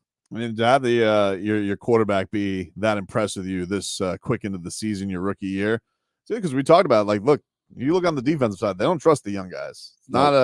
It's not easy to crack, getting meaningful snaps when you're this young, and he's done it. So that's and really just looks just so electric every time he touches the football. Last year they didn't trust the offensive guys, and now obviously everybody's not a Devon Achane. He's been very impressive, and I expect him to get a larger dose every single week. He's at the point now where he's probably one game away from being the lead back. Mostert fumbling didn't help. So oh yeah, man. That was and very uncharacteristic from him, at least with the Dolphins, right? I think that's fair. Is Devon Achane right now the Dolphins' best red zone threat? Just because of it seems that way right now. You're able to hand it off to him and he'll get it into the end zone. He's shedding tackles. He's making things happen in the open field. We know that. But then all the other packages, right? Like the 2 plays of just Tua no look, the little pitch to him. I don't know if that's gonna work anymore though. You think it's still gonna work? I mean, maybe against this team it will. Against the Giants and the Panthers, they got a hell of a defensive line now. Don't disrespect this defensive line. That's where they can beat you up, especially if Liam Meichenberg's. They do have a lot of mooses up there. Yes, there are a lot of mooses, a lot of big mooses. So you don't think it's something that the Dolphins can rely on consistently? I'm not talking about specifically those trick plays, that, but and I was just like, I don't know if they do have a red zone weapon. To be honest, I mean they've got the best weapon in football in Tyreek Hill, but do they have a red zone weapon? Well, that's why I'm saying it's Devon Achane. Was River Craycraft. That's right. Yeah. He always he'd always just pull out a touchdown just out of nowhere. I'll miss you, River. Is River what's his how bad is this with him? Separated shoulder. It's a month and we'll see. And maybe he might need 2. I mean, that's why people don't. And then Eric Uzukama with the neck injury that has nothing to do with football. I'm like, huh? Yeah, that's scary. Yeah, I got my own neck problems as well, but yeah, I can still play football. So are you telling me Chase Claypool is the Dolphins' best red zone threat? Is that where we're at right now? I'm telling you that's why he was added. So you could figure it now. Question is, can you just teach a guy red zone plays to start off? Maybe teach a guy red zone plays, H-back roll and blocking. Like, can you give him? But that's the thing. Mike McDaniel doesn't do that. He's not going to go and he's not going to limit what he does. But then again, he's adding a dimension that you don't have because Tyreek Hill basically said it during OTAs. He's like, yeah, I respect Chosen because he has that height dimension that we haven't had and we need because it complements us. But then I look at Chosen. Chosen's not a high point ball guy either. No, Chosen's rail fast. Thin. He's fast. Blows past people. Yeah. So definitely this Chase Claypool situation. I haven't looked at him, haven't talked to him. Probably today might be my first interaction with him. Obviously he's gonna say all the right things because that's what they generally do. And he's a very image conscious young man. But if he can learn this red zone stuff in a month, he can help you, and which is why he's here. Yeah, it's definitely a point of concern for him for sure. But this is hopefully just things just go a lot smoother this week, getting a little bit healthier, having people come back, and obviously not going against this monstrosity of a Bills defensive line. Which, by the way, Bills going in at halftime, they trail by 4. Jaguars were threatening, And then AJ Epinesa strip sack on Trevor Lawrence. So they go into halftime of the lead. Bills were looking a little bit up against the ropes there, and now they are marching back. Stephon Diggs with another touchdown, doing the Cristiano Ronaldo. So they're apparently fixed. The Dolphins' marriage counseling worked for them. He hit the Ronaldo. Hit the Ronaldo, dude. Hit the Ronaldo In England. Yep. Yeah. You know, I don't even have a clue what the Ronaldo is. it's like what is he? The Just Cristiano like, Ronaldo. yeah, you know. Oh. Like, Okay. All right. Cool. Yeah. Sure. If you say so. Well, no, but I mean, Ronaldo played in England. They're playing at the home of Tottenham Hotspur, rival to Manchester United. Sure. Kind of trolling the Englands over there. I kind of like it actually from Stephon Diggs. Oh, okay. Stephon is a troll. It's got layers to it. Yeah. It's got layers to it. Here's a little bit more from Tua on Devon Achane having the league's attention right now. I think for everyone on our team, it's really awesome to see a young guy come in and the way he goes about his business every single day. It speaks a lot to his character and how seriously he takes this. So, he's gained a lot of respect from the guys in the locker room. Needless to say, the entire league is on watch as well with him. So, yeah, I mean, he's a tremendous athlete and great person. And that's why he's got Wink Martindale like sleeping like a baby. Man, that's a lot of speed to put on the field. It is a lot of speed. If you just put Chosen, I mean, just think of this lineup, and we talked about this before. Chosen, Waddle, Tyreek, with Raheem and Achane in the backfield. Like, what the hell you do with that? What do you do? Pray. You hope Eichenberg's playing at center. Yeah, that's what you hope for. Yeah, and we will get the inactives in probably about 27 minutes. Oh, we come back from commercial break. Yeah, we will. Let's hope I don't have a panic attack like last week. We will take a break here on Game Day Uncensored. We will keep a watch out for those active inactives. Plus, the Dolphins going to have a fun guest at the game today. We'll get you that as well. Back after this. Text WQAM on the Kendall Toyota text line at 30556.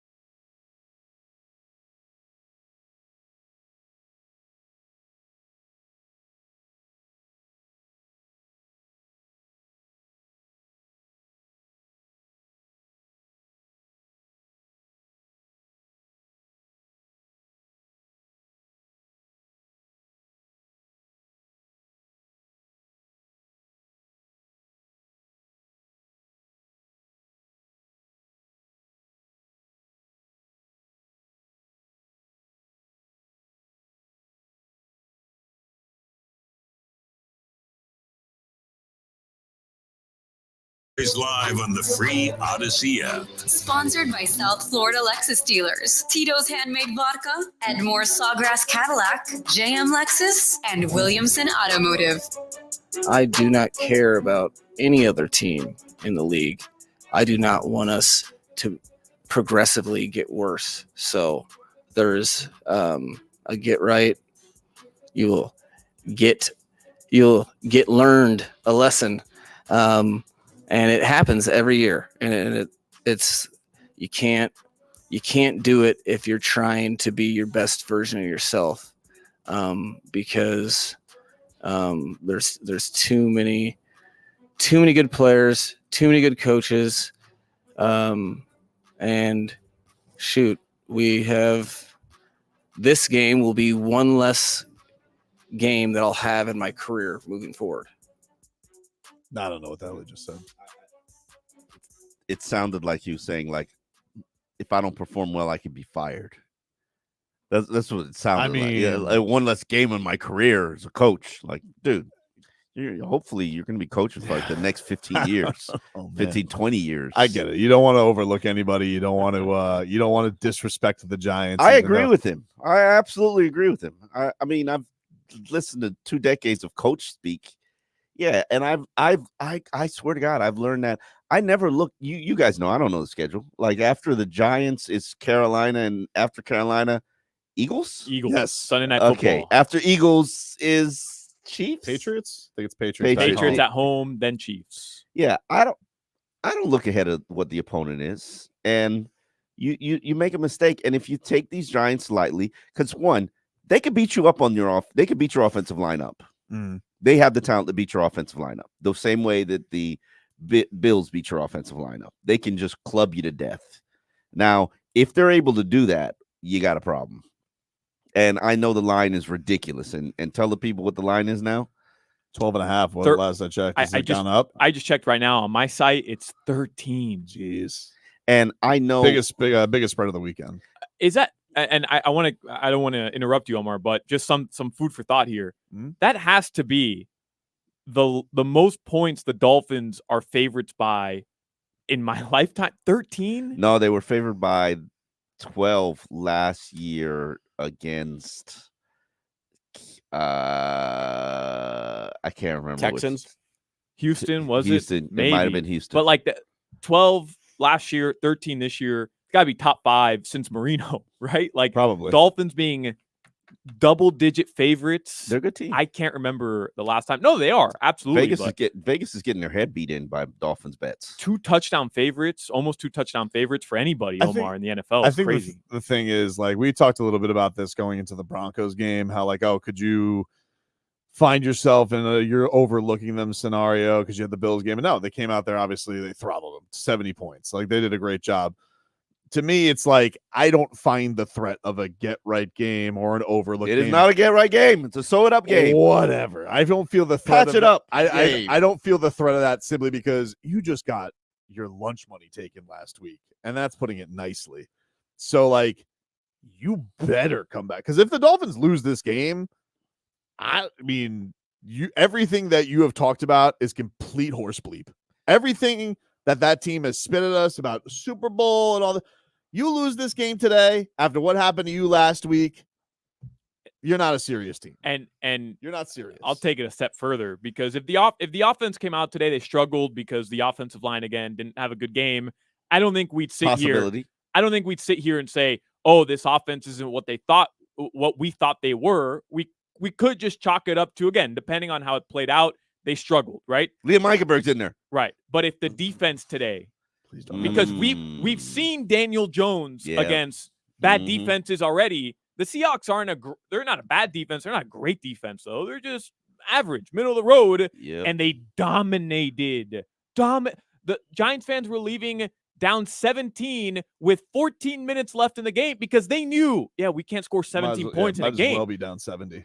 So if the defense today doesn't look good and lets Daniel Jones beat them, then like we're really like you think right now people are down on Fangs after Buffalo? I haven't seen anything. Hey man, yet. guys aren't buying in. They're not buying in. They're not up to speed. Blah, whatever. Fangs. Consistency. Let's get it going, dude. How about you just do what I asked you to do?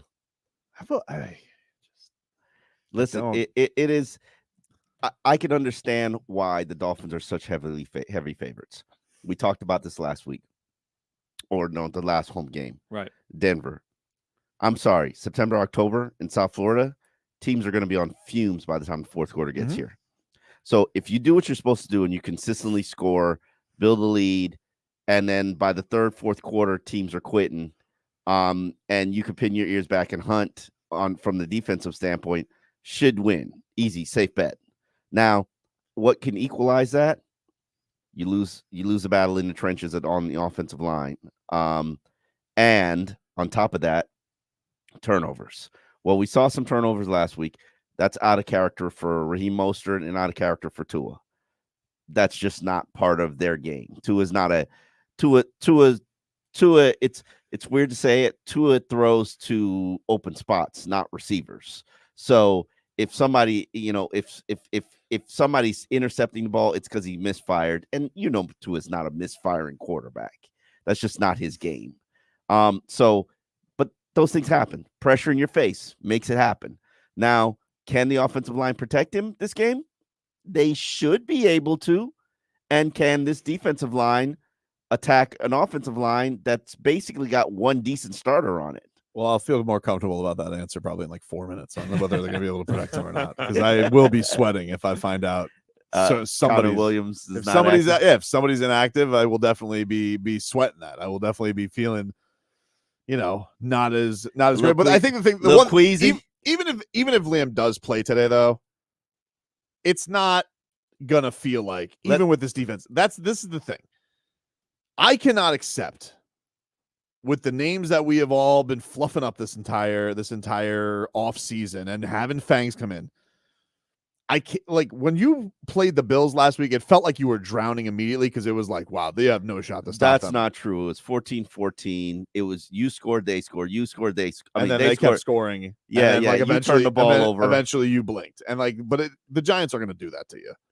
They're not. They're not. If they score, Josh Allen might scramble around a lot. And I Daniel like Jones. Daniel Jones. Yes, sorry. Well, you better hope Josh Allen. They can't. I was naming my daddy. If this game is 14-14 early on, that's a problem, man. Giants can't score the football. Right. Especially if it's not like self-inflicted, like a pick six or something stupid like that. But man. Hold on. We're underestimating this team. And really, because last I checked, Brian Daboll was the coach that we all wanted. Don't lie. Yeah. Okay. Don't lie. The guy who's throwing his tablet at his quarterback. I mean, sometimes you got to throw a tablet at a quarterback. I mean, you do. I don't think we'll ever see Mike McDaniel throw a tablet to us. Spo threw the clipboard at Jimmy, though. I feel comfortable saying that. Eric Spoelstra did throw a clipboard at Jimmy. He threw it at the ground. He threw it out of frustration. Brian Daboll threw it at the table. He flicked it. He didn't throw it. He flicked it. It was a great quote, though, because it was a red zone interception pick six, and it was such a terrible throw. And after the game, when they asked Daboll, what would you have preferred Daniel Jones do there with the ball? He said, not throw an interception. And it was such a perfect answer. Fair point. Such a perfect answer. It's a great critique by him. Speaking of Eric Spoelstra, who was at Heat Camp yesterday, and Spo and McDaniel, they got a bromance. It is a bromance between the Dolphins head coach and the Heat head coach. They love each other. And Spo, he was there for the 70-point game. He was in the booth. Or he was in the suite. I don't want him in the booth. Maybe they had taken place Fangs. And Spo is going to be back there for today. Last time they were there, you saw them score 70 points. Your relationship with Mike McDaniel, what was it like seeing that kind of execute to that level? I should say this, but yeah, we're going again. The Spo Bros are fired up to go out there. Spo Bros? What was the question?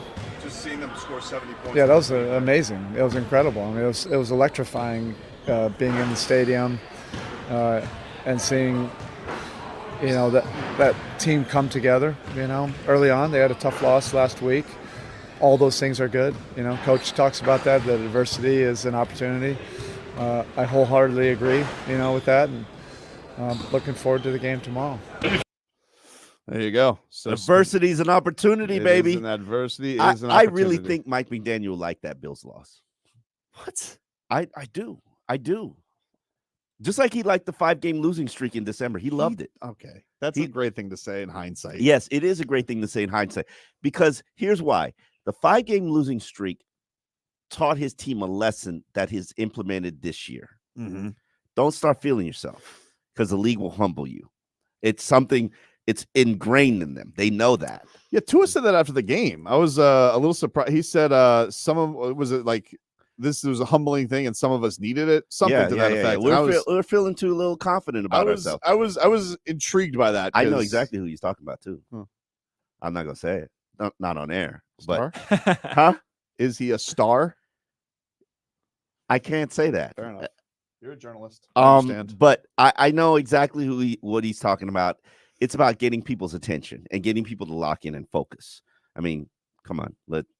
There's one guy who's really not really focused. Mm-hmm. And he even said, I got to do a better job. And I got to be, I'm talking about Tyreek. And Tyreek basically said, I have to be a better job as a leader, and everybody follows me. And if I am not doing my job and leading and bringing the energy and I got to, he's like, I didn't bring energy against Buffalo. I didn't bring that fight and that consistency, that dog. And when I didn't bring it, my team didn't bring it. And that's true. Tyreek is putting himself to a higher standard, higher level of expectations. And as he goes, this team follows. And I know we would say that same thing about Tua, because we all know Tua's, as Mike McDaniel said, quarterback doesn't win you the game, but he can certainly lose you the game. For sure. But Tyreek is the tone setter for this team. And Tyreek is the only person who can go to a head coach and say, what the hell are you doing?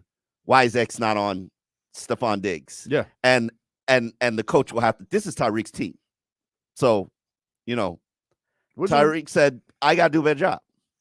Isn't that part of that, though? Also, I agree, right? He has to set the tone. He's got to be the hype man prior to the game on the sidelines. Like, I get it, right? Set the tone. But part of that also is just his ability to make plays. Like, if he's not getting the opportunities for those chunk plays, for those big receptions, where he's able to run down the sideline and high five McDaniel or whatever, I think part of that plays into him not being able to do what he's expected to do, right? Like, if he can't get the plays that hype him up, it's not necessarily he didn't set the tone prior to the game. It's just, hey, the defense took him out of the game. Okay, you make a very valid point and a good point, and I would love to address that. But as a play caller, if you're Mike McDaniels, let's look at the Heat situation. If Jimmy's not involved in the game, what does Spo do? He calls some easy ISOs to get Jimmy involved. You can call some easy ISOs for Tyreek to get him involved and get him going. And that's something that you need to do. We'll take a break here on Gameday Uncensored. The actives, inactives have been released. We'll react to those coming on up. Back with more after this. You're listening to the exclusive home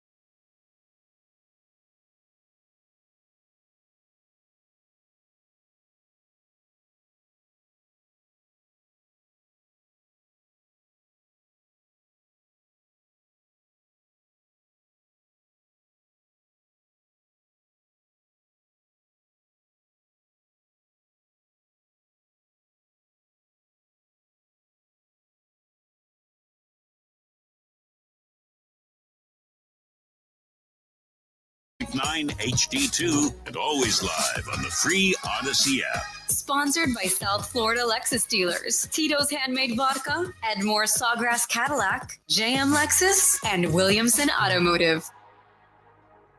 All right, welcome back. Game Day Uncensored here on 560 WQAM. Let us get to our actives, inactives, which are sponsored by JM Lexus. When it comes to loyal fans, it's JM Lexus with a 4.8 Google rating and over 13,000 reviews. JM Lexus, West Sample Road and Margate. All right, boys, here's what we got for the Miami Dolphins today on the inactive list. Kelvin Joseph, inactive. Savon Ahmed, inactive. Chase Claypool, newly acquired. Not surprised he's not turning it around in 48 hours. So number 84, by the way, which happens to be a tight end number. Hint, hint.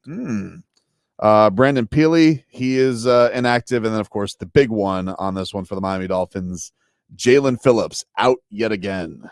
Yeah, he practiced all week on a limited basis. If you're ever going to sort of prognosticate what Mike McDaniel is going to do, he's going to err on the side of caution. So this is about having Jalen Phillips healthy and right for the rest of the season, not necessarily for this particular game. So that was a decision he made on that one.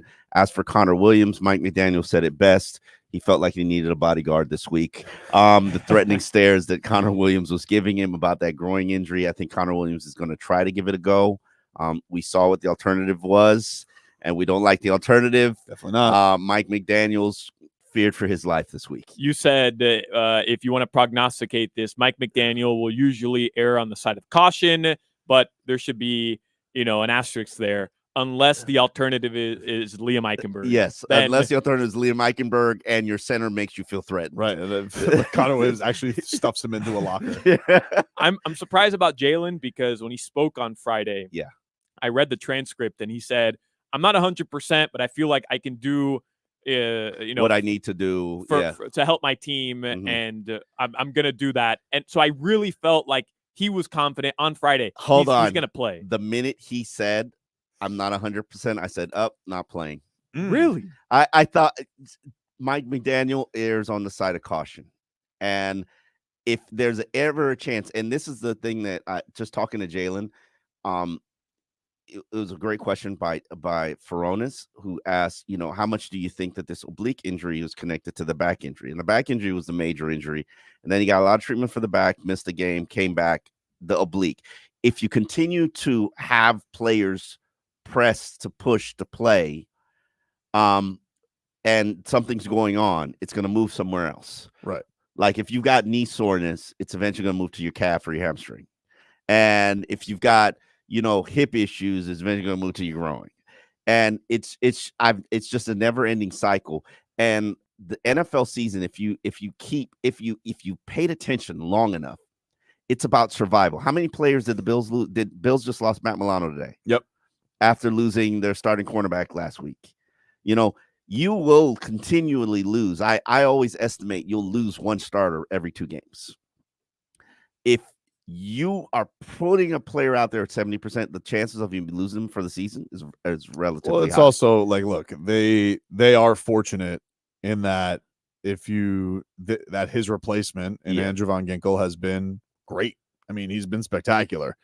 Would you like to have to use them in other places and use that versatility? Yeah, that'd be nice, but you can afford it more so than Connor Williams. You can't really afford your starting center. So if either one of them wants to just, get through it, or even if they're not 100%, like the backup plan for Jalen Phillips has been pretty damn good. He's been good. Andrew Von Ginkel's been great. They need Connor Williams out there. Yeah.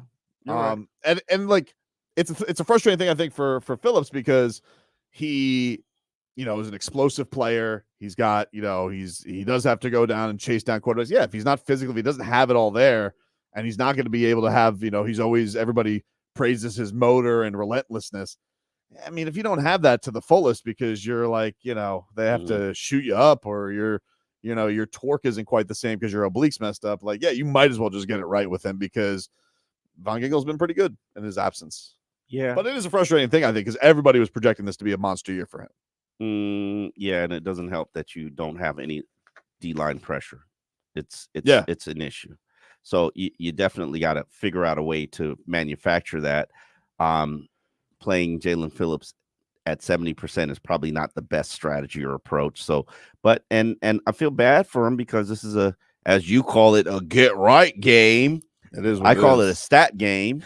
I feel like we're just saying the same thing. You know? I just have the gall to call it what the coach refuses to call it. Yeah, nah, can't call it get right game. Especially for Jalen Phillips, man. Like, this is supposed to be his breakout season, right? Yeah. He's chiseled. Everybody's talking about his body. Yep. He's gonna be a Pro Bowler this year, and next year we're gonna hear about because like the muscles were too much. Now he's gonna be like in the Pilates body. Yeah. He is a little stiff though.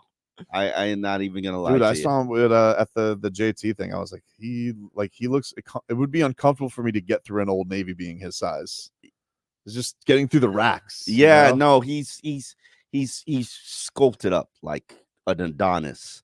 However, I think if somebody would benefit from like Pilates, yoga, like movement, flexibility, it's him. But he is just absolutely sculpted up.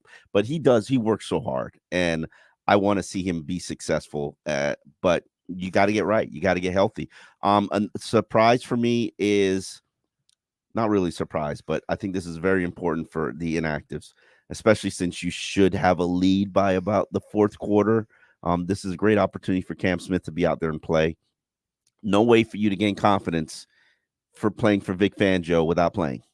And this is a great opportunity for him to go out there. Hopefully they can get a comfortable lead and Cam Smith can sort of cut some teeth and develop in this defense, because I think that he could be the answer for the secondary. I mean, obviously you're right now you're on a 12-year veteran special teams guy playing out there. What's the harm of putting Cam out there? Unless you're Vic Fangio and you'd say, I don't trust you. Which he doesn't seem to trust. No. I mean, like, it is a thing, but I know, look, if this is a game, even if the Dolphins win and they're still looking like there's defensive issues, there does have to be a take stock moment with Mike McDaniel and Fangs. And Are be you like, sure? I think there has to be, dude. Like, because if you're going to give up a bunch of points to this team the way they've been performing this year, and the Giants, I mean, like, maybe the worst in the league, like, especially via like Dayball, his expectation. I know they don't have Saquon, so like I guess I give him a little bit of a pass on that, but still, like, this guy was like we paid $40 million to Daniel Jones, doesn't matter because we have Dayball. It's gonna be figured out. We're gonna be cool. I got you. So this team that has no offensive line, what are they missing? 3 starters? Yep, 3 starters. 3 starters today. 3 starters. 3 starters. No star running back. Short week in your building. Yeah, this should be like, hey man, this defense better show something this week. Like, Everybody can you do their stop job. anybody? Statistically, second worst offense in the NFL. They're behind the damn New York Jets. The only offense worse than the Giants this season is your boy Joe Burrow. Oh, Joe Burrow has been oof. All right, but that's unprecedented. But I mean, I'm simply watching that offense. I'm simply watching that game this week, by the way. Bengals Cardinals, just to see, like, hey, is Joe Burrow ever gonna get right? I don't know. He's not healthy, bro. What do you want from that? I man? know he's got the Theragun during the on the sidelines. But at what point don't you just Great shut it image. down then for Great a couple image. weeks? Great image. Great I'm image. trying. Man, it's a great marketing strategy. It is. I could see Ryan Fitzpatrick out there doing the Terragun. You're a great point guard. Because let me tell you something.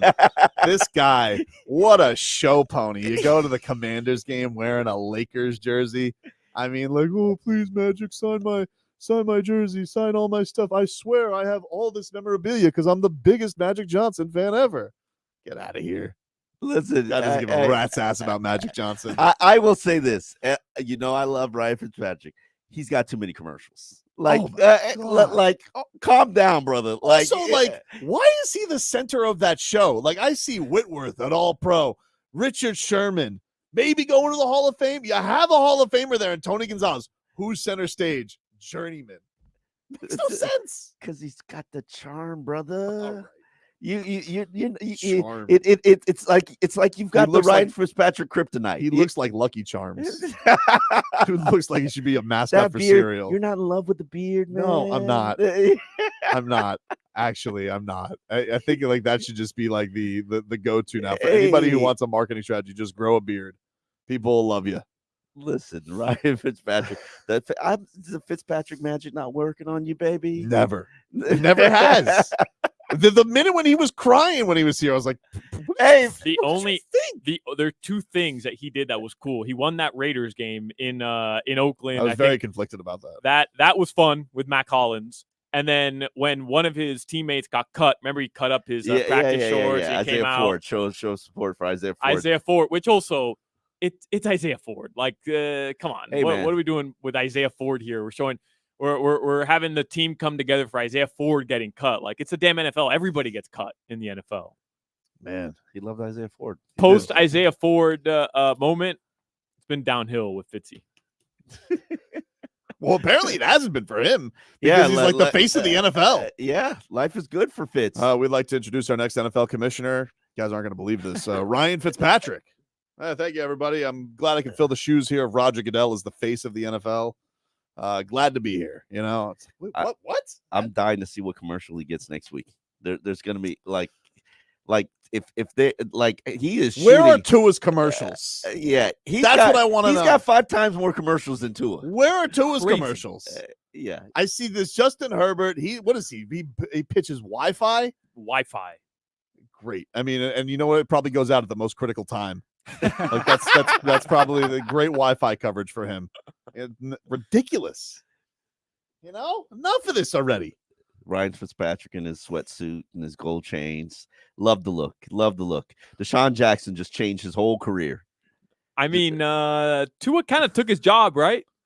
We're talking about he did not take his job. It was stolen from him. Tua took his job, so it was stolen. Tua kind of got the better end of the deal, and now Fitzy's on our TV set all day. Fitzy's going to be working TV for 20 years, and you're just going to have to live with it. I know. He wins. I mean, listen, he wins. Yeah. I still think I'd rather hear him than Tony Romo, though. I'm so done with Tony Romo. Oh, my God. I love Tony. Why? Because that one time he's batting 220 at predicting plays, but I feel like when he does hit, he doesn't do it right. That's the thing. Everybody remembers like the first 3 weeks of him being on TV where he did predict every play. It actually was pretty badass. It was. He doesn't do the anymore. trick anymore. He's like Sting. I won't play the hits. I was like, nah. He got one against the Dolphins, and I was just like, must have forgotten it after all the on-air fellation of Josh Allen. Like he does. That's what I watch it just to see him predict a hit. That's what I watch for. Who the face of the NFL right now? It's not even Patrick Mahomes. Like it's Travis Kelce. Is the face of the NFL because of his relationship with Taylor Swift. Then it's Ryan Fitzpatrick. Like what the hell's going on? He's another one, by the way, too. Travis Kelce this week, who's like, a little bit too much of the attention. You knew what you were doing. Yeah, bro. You didn't do these commercials overnight. You've got like 7 commercials going at one time. Trust me, you shot them all in the offseason. He shot a shot at Taylor Swift on a podcast. Great for the Kelceys. Like good for them. The whole crew looks like a great podcast. I'll watch it on TikTok from time to time, but like, it's a little overkill with the celebrities. Yeah, okay, Travis. You know what you're doing, dude. Okay, Mr. Swift. Whatever you say. Wow. Wonder if he can change the name on the back of his jersey, like Mr. Swift. He should. Yeah. He should. You know what he should do? He should do like Chad Johnson back in the day where he had props ready. Just have a tearaway name label. Swift. And that would be the way to go. You get fined. They might cooperate. Tyreek got fined for no socks. Yeah, he got fined. That's garbage. What is that? It's not college, Tobin. Who thinks about his it's socks? professional. You got to. The first thing I saw that game, I look and I said, Tyreek Hill's not wearing any socks. I noticed it right away. That's real. That's real. He walked into the locker room and he opened it up and he was like, damn, I got fined. The problem is you can't tell when Tyreek is really just trolling you or doing things for attention. So I didn't pay any attention. I didn't know he really got fined. Go watch highlights against Denver. And there's one thing that sticks out to you right away. Everybody else on the field is wearing socks. You have to in the NFL. Tyreek Hill, no socks. He said apparently that he got fined because in the Broncos game, I didn't have any socks, but I was getting an IV, didn't want to be late, so I didn't have time to put on my socks. So it wasn't for the Bills game. It was for 2 games ago. Against Denver. Yeah. Yeah. Well, listen, he's the cheetah. Who cares? Cheetahs don't wear socks. Does anybody buy socks based on the NFL? It's not mean, like the visor or anything like that. It's the look. I'm not defending the NFL here. Honestly, they have. I'm just They have. saying it's the rule. funny. They have former players who actually have to evaluate, like look at everybody's pregame stuff, and they tell players, "Hey, you got to go put on some socks." Like literally, former players are in this role doing this job. Ridiculous. Omar, it's the shoe thing. Remember, like players wanted to have customized cleats, and the NFL's like, no, everybody has to have like uniform cleats or whatever. So then the NFL did that. There's one game where the players can wear customized cleats now, but every other game, players come out with their customized cleats. They warm up. When they come back out for the game, they have to be wearing their standard NFL cleats. We'll take a quick break here at Game Day Uncensored. Final hour of our coverage coming on up. Dolphins behaving badly. That's next.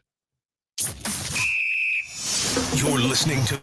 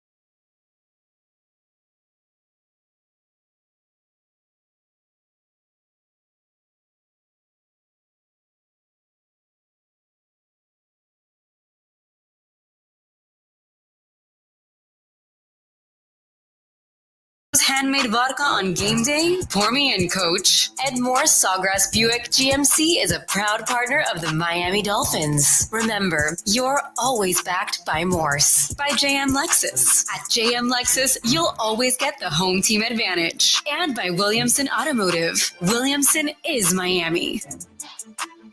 All right, everybody, welcome back into Game Day Uncensored here on 560 WQAM. Tobin here with you alongside Omar Kelly and Alejandro Solana, getting you ready for your Week 5 match. Everybody headed on over to Hard Rock Stadium. We got a little Dolphins versus Giants. The coach doesn't want to call it a get-right game. I will. And they get there today. 13-point favorites now, Solana? Is that what you were saying? That's what we're up to right now? On my site right now, 13-point favorites. The line opened up at 8.5. 13 right now. Over under 47.5. I'm going to say this right now. This is a must-win just because I don't think Miami can take another loss like last night with the Canes. Not like that. Not a double weekend loss like that. Not a double whammy? Not a double whammy, dude. Can't do it. Can't do it. Well, I mentioned, catastrophic loss yesterday for Mario Cristobal. Herons, Lionel Messi, eliminated from postseason MLS contention. And now you got Daniel Jones and this bum Giants team coming to town. Can't lose this one. No. Listen, they were a playoff team last year. Let's be respectful to the Giants. But they're not a playoff team this year, Omar. And guess what? Right now, I don't know what ends up happening in London, but the Dolphins got 48 put on their head last week in Buffalo, who have only managed one touchdown in England against the damn Jaguars. One touchdown. They have 7 points with 14 minutes remaining. Yeah, Josh Allen just throwing an interception so the Jags get it back. That really has been a comedy of errors this game so far. I mean, both quarterbacks kind of getting lit up. And Trevor Lawrence, he's so willy-nilly with the football. It's crazy. But big play by the Jags to come up with an interception down at their own. It was like their own 7 or something like that. Did he return it a little bit? No, they called him down. They called him down. Yeah. All right. So they have the ball back in London. That is your action right there. This was interesting this week. Jerome Baker, after the Dolphins did give up 48 points, he was saying that some Dolphin fans are lighting up his mentions. This is Jerome Baker this week. Yeah, our fan base is it's funny for sure. You can just check my Twitter if you want to laugh a little bit. It's one of those things that you're going to love them when you're winning. They're going to hate you when you're not. And it's a part of the game. At the end of the day, we're professional athletes. It comes with it. But if you let it get in your head, that's when everything snowballs. So it's going to be all right.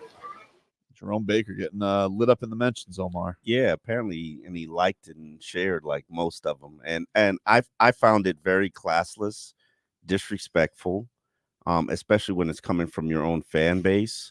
And I know Jerome Baker isn't playing tremendously well, but he's been a starter for your team for the last 6 years. He's averaged 102 tackles.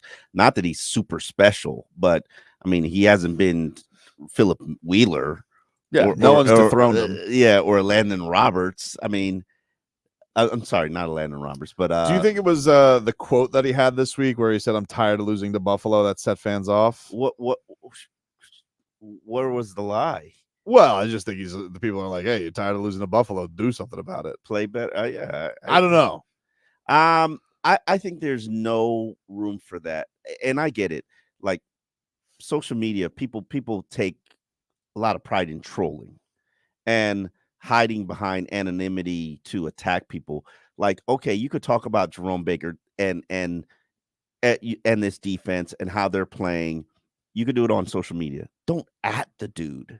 Don't at the dude like being disrespectful to him. Like I just don't get it. I don't get this culture. This, you want to take pride in being a troll. Like, but this is part of what our generation is. Yeah, but it is. You're right. Like Javon Holland told us the other day. He's like, yeah, my mentions looked a lot different after a loss to Buffalo than they did the first 3 weeks. And he's like, everybody loved me. Nobody was saying a bad thing. Mm-hmm. Then I had a couple bad plays against Buffalo. And all of a sudden my mentions are I'm getting crushed in my mentions. Omar, that's the reality of the world we live in. Like, you're a professional athlete, you're put on this stage, and if you make a mistake, does that really people have are to gonna come let with you know. it though? I don't applaud it, but like, that's just the reality. I mean, look at our YouTube comments. You know what I mean? Like it, and then don't. Right, but I'm just saying. Don't tell them that. We they don't but stay. I don't. They want to know you feel it though. We get it a little bit. Solana, Imagine where's the guy being who's on telling that. you? Where's the guy that always tells you Jimmy Butler? Where's Jimmy Butler? Damian Lillard. Yeah. Oh, Damian Lillard. Yeah. I'm the only one that thought Damian Lillard was going to be in Miami, apparently. But no, I mean, I was just still saying. hoping when I went to camp yesterday he'd be there. I was like, it's just a reality of what they have to go with. I don't think go you should through, listen. man. Why is it reality though? Because people like I don't understand the mentality of trolling. Like I don't get it. Like you just want to get under somebody's skin because it does what for you? You want to call somebody out and call well, listen, if you do get a good Twitter troll, like you at somebody, like you really own them, it feels good. It does. I'm not gonna lie. I'm not doing it to Jerome Baker after the game, just to be fair. But it's not Tobes Burner 69. Like that's not a thing. But it is like when especially like fellow like rival city media members, like if you get them, oh, it's good. But there's a difference. It's good. Okay, the rival city members, rival city teams. Yeah. But your own players? No, they're the only players I haven't done that in a while that I can recall. But Tobin, there's also a difference between like you trolling somebody to get a little rise out of them. Listen, and I feel bad. I added Kevin Love on a lot of tweets back when he was on Cleveland. Oh, I had to do some self-assessment. Yeah. I always have to do that when I make sure I'm like, oh, they traded for this guy. Let me go check. I got to do. It's almost like you have to do a self. You have to do like a self cleanse. I had to do the exact same thing with Kevin Love. I felt like such a phony too, because then I'm sitting across from a media day. I'm like, man, I've always loved your game. Oh no, you did not, you hypocrite. And I mean, when this guy was playing with LeBron James in Cleveland, but Omar, those are special circumstances. I mean, LeBron left us in a dirty way to go to Cleveland. Yeah. I mean, I made it my life's mission. Very petty. It's a dark, I like to refer to, from 14 to 18 as the dark ages. I was a different person. Mm-hmm. I was a different person. I was just fueled by a rage and petty. But what about the people in their 30s who are doing this? I don't know. Like, what do you get out of it? Like you being a, get you off? Like, I don't get it.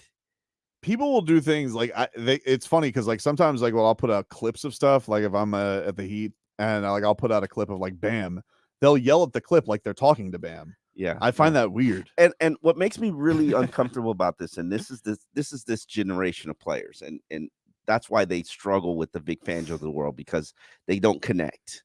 And I can honestly tell you, Adam Gase used to give me a lecture about the fact that I didn't connect because people want to fight me. Jordan Phillips wanted to fight me, Jakeem Grant. So the biggest guy on the team and the smallest guy on the team wanted to fight me.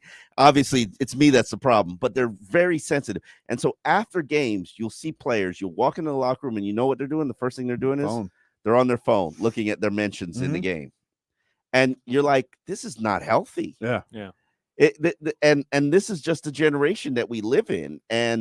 But then you have the fans that are out there that are atting the guy because he played like trash, or in their mind, and tell him how you suck and your team sucks. And yeah, you can't beat Buffalo because you suck.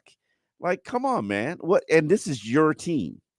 It's like me atting Jimmy Butler because he lost the finals matchup. Like, you suck, Jimmy. Odell Beckham blocked me.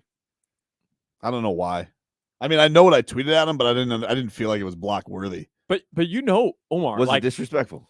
I sent I think he said something snarky about Miami, and I sent him a Seinfeld reference. Well, the jerk store called. They're running out of you. Blocked.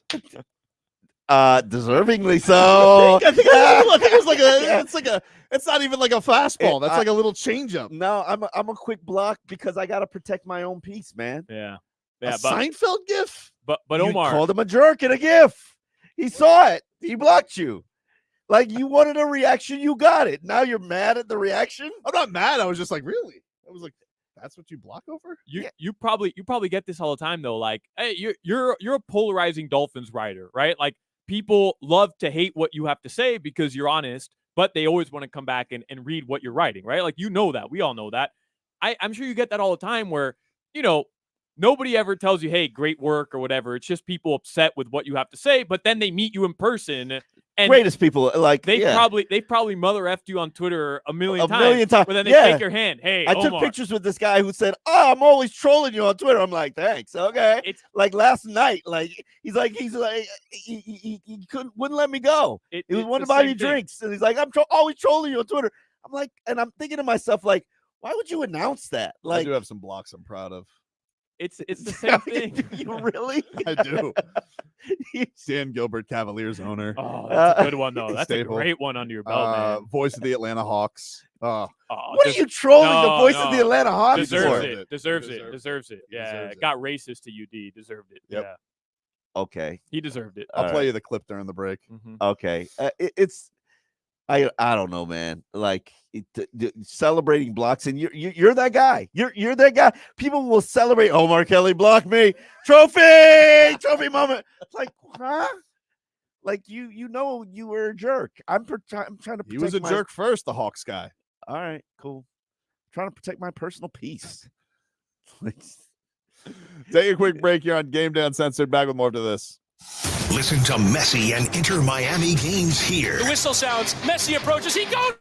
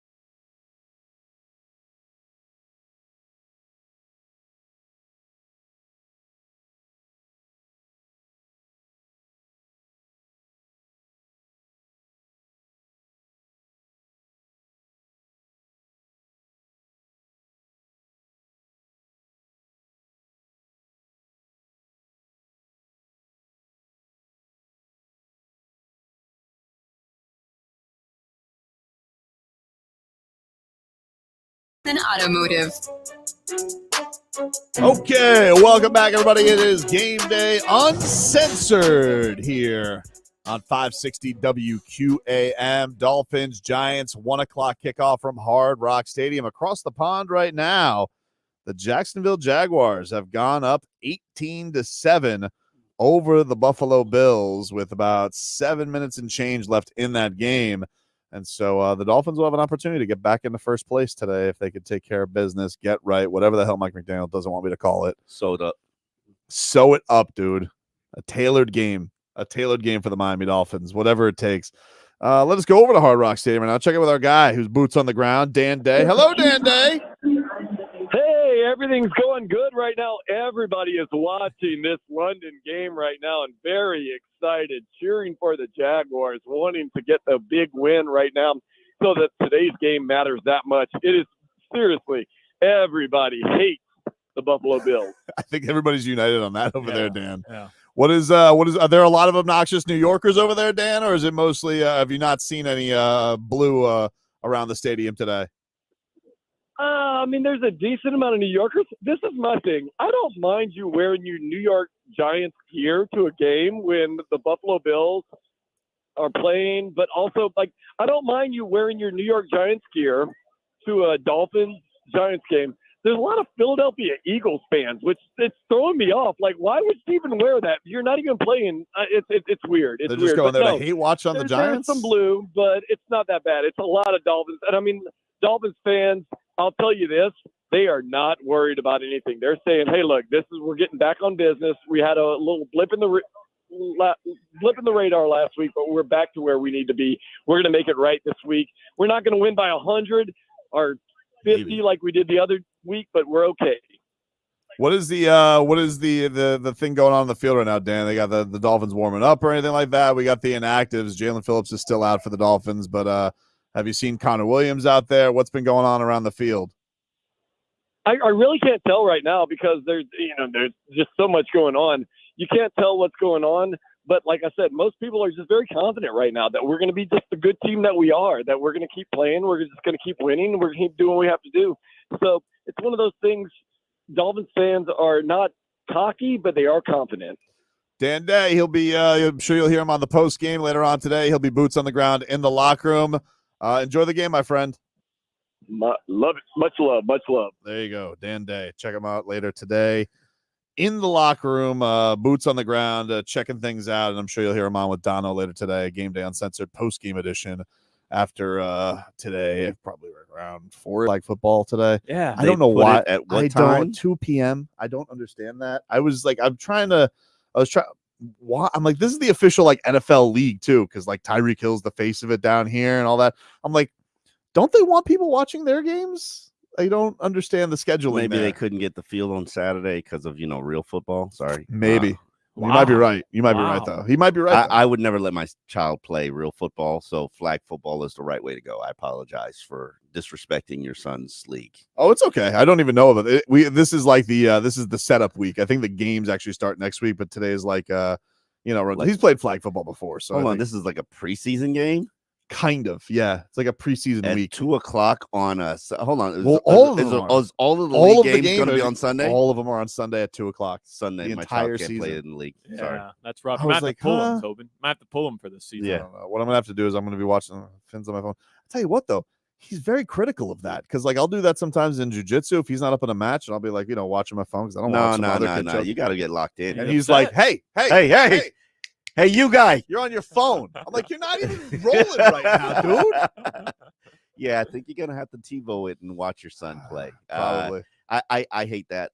I hate that with my children, like my daughter. Like phones, put them up, like, and both me and my wife, because now my daughter sees that we're always on our phone, and she's like, tablet. I want my tablet. You're on your stuff. I want my stuff. That's a fair boxing. Yeah, and so I'm like, okay, let's all be present in the moment. Let's all put our electronics away.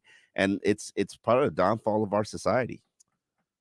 Man, it's very dark. Downfall of the society is what you said. This hour leading into the game. Here's the question.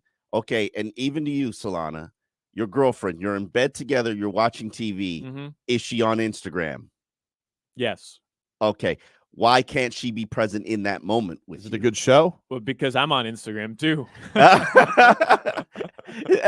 So are you present with each other? No, of course not. Okay. That is the norm now of what our society is. Why can't you Yeah. be present in that moment? Oh, it's so much better on my phone though, Omar. Okay, but you're not present I get in to that see, moment. I get to scroll and see Tobin trolling Dan Gilbert. TikTok. What's better than that, man? Like literally, Some hilarious video of like a dog sounding like he's talking for 15 seconds. It's a great time. Okay. And are you living in the moment? Like, Yeah, because sometimes I'll send the video to my wife, like, hey, check this out. Okay. So while that you're we're sitting on- next to each Yeah. other, instead of you even just moving the phone over and showing it. I've sent it over to her directly. I She don't can even. watch it on her time. I don't even talk to my girlfriend anymore. I just send her reels on Instagram, and that's how we communicate. It's funny, and I find it beautiful. I gotta be honest. Like it's romantic in a way. You send each other reels. Yep. Yeah. What about if she didn't look at the reel you sent her? If she sends that me, would hurt my feelings. If she sends me the same reel that I sent her like a week later, we got problems, bro. That would be we the got downfall. problems. Communication issues. That right? would be the downfall of my society. Yeah. It's but bro, like think about it, and you don't pay attention to it until you have kids. And then you're like, hey, why aren't you present? Why aren't you paying attention? Well, you're not paying attention most of the time. So why should I pay attention? Do as I say, not as I do. That's what I tell my kids. But like, what's the alternative? Being present. Actually, you know how I look at it? 10 years from now, when my daughter has all of these moments or she's going through something, I remember those moments with my son. Now I'm not going to remember those moments because I was actually watching a reel Facebook or memories, looking at dude. a TikTok. That's what Facebook memories are for. I'm like, Yeah. oh yeah, that did happen on this day. Yeah. That's why you got like an old archive that'll come up every day on the anniversary. Perfect. We have this app. It's called Time Hop. Time Hop? Time Hop. You just any picture I took, any video I took, it gets saved, and every day it reminds me what I did on this day. Buffalo Bills, by the way, just scoring a touchdown. So they are right now, it's 18-13. Got to imagine they're going to go for 2. Who scored that? Gabe Davis? Gabe Davis. I have this guy on my bench every week in fantasy, and he has scored a touchdown every single week. Yeah, they would imagine they're going to go for 2. Maybe try you and should get this learn a within field lesson goal. here. Like, I'm like Mario Cristobal. I like to torture myself. So I don't learn any lessons. Do we know what the flag here is, Solana? You're a little ahead of me. Not yet. Excessive celebration. Not yet. Let's see. All right, Buffalo not They're out calling of it. They're calling it a touchdown. So I think we're good. So it's still good. All right, so Buffalo, it looks like they are going to be here about 4 minutes left. They have a long 2-point. There must have been like some excessive celebration or something like that. No, it was thrown on the reception, pass interference, defense. Oh, touchdown stands. Wait, no. Oh no, No, it didn't. Touchdown stands. Wait, so they threw another touchdown just now to Gabe Davis again? Oh, I must be. You must be very way ahead of me. Yeah, Gabe Davis again, touchdown. All right, There were also flags on that play. But that was the defensive pass interference. Correct. All right. Yeah. All right. We'll take a quick break. We will wrap things up on the other side, predict the game ball, finish things up as the Miami Dolphins getting ready to take on the New York Giants. Hopefully we'll have some clarity on this Bills-Jags game as the Dolphins might have an opportunity to hop back into first place today as well. We'll be back with more on Game Day Uncensored right here on 560 WQAM. Join Dolphin safety Javon Holland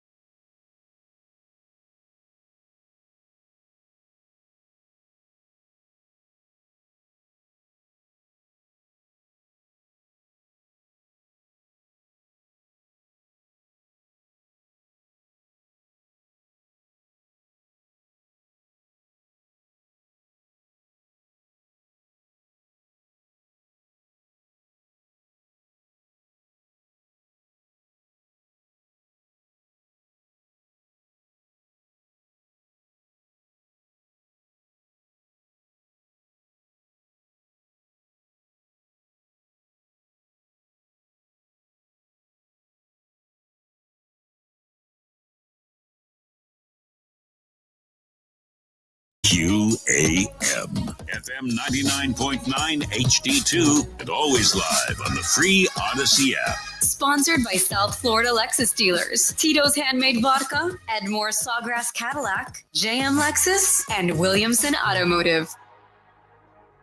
All right, welcome back, everybody. It is Game Day Uncensored here on 560 WQAM. We are closing in on Dolphins and Giants. Week 5 matchup from Hard Rock Stadium, 1 o'clock kickoff down here in South Florida. Dolphins' second home game of the season. And we right now are keeping an eye on the Week 5 matchup across the pond right now. Jacksonville is up on Buffalo 18-13, about 3 minutes left. Big throw from Trevor Lawrence to Calvin Ridley as they're trying to ice this one away and get themselves a win. They would move to 3-2. They would drop Buffalo to 3-2, and of course would open up the door for Miami Dolphins to get back and get a win today and get back into first place. So a lot of riding on this game across the pond, Omar. Sorry, the Jags do the dirty work, but Travis Etienne just scored a touchdown. Jacksonville takes a 2-score lead. There we go. With just over 3 minutes remaining. Big time. Jesus, he just scooted through that hole. Yeah. Wow. Thanks for everything, Jacksonville. Yeah, they did the job for you. Did your dirty work. Did your dirty work. You know what? Couldn't do it. It's tough. Let's predict the game ball here. Brought to you by the powerful and capable Lexus GX. Now with a 10.3-inch touchscreen. Expand your comfort zone. Experience amazing at your local Lexus dealer. Omar, who do you got today? Who do you think is going to be getting the game ball for the Dolphins should they beat the Giants? Well, Mike McDaniels is an equal opportunity play caller. He doesn't like anybody to be uncomfortable, uneasy in their feelings. So I think this is going to be a game where he's going to feed Jalen Waddle. Jalen Waddle's gotten off to a quiet start. He's completely healthy, nothing wrong. He's practicing well. A lot of the attention is probably going to go to Tyreek Hill, and Jalen Waddle is going to get those one-on-one assignments, and I think you start to feast on them and sort of diversify this offense. You just traded for Claypool. Jalen Waddle probably needs a little bit of reassurance. Hey, buddy, you're still my guy. He does love Jalen Waddle. You know, he does. Who doesn't he love? He does. He loves Liam Eichenberg too. What do you want? Facade. I don't believe that. I'm still waiting. Actually, Liam Eichenberg is probably the one play I've heard him be critical on, and it was just like barely. Yeah, it was barely, and it wasn't this week. It was back when he was struggling and getting his face beaten in by Christian Wilkins. It was like, that guy needs to learn how to rely on the technique we're teaching him and not the technique he's comfortable with.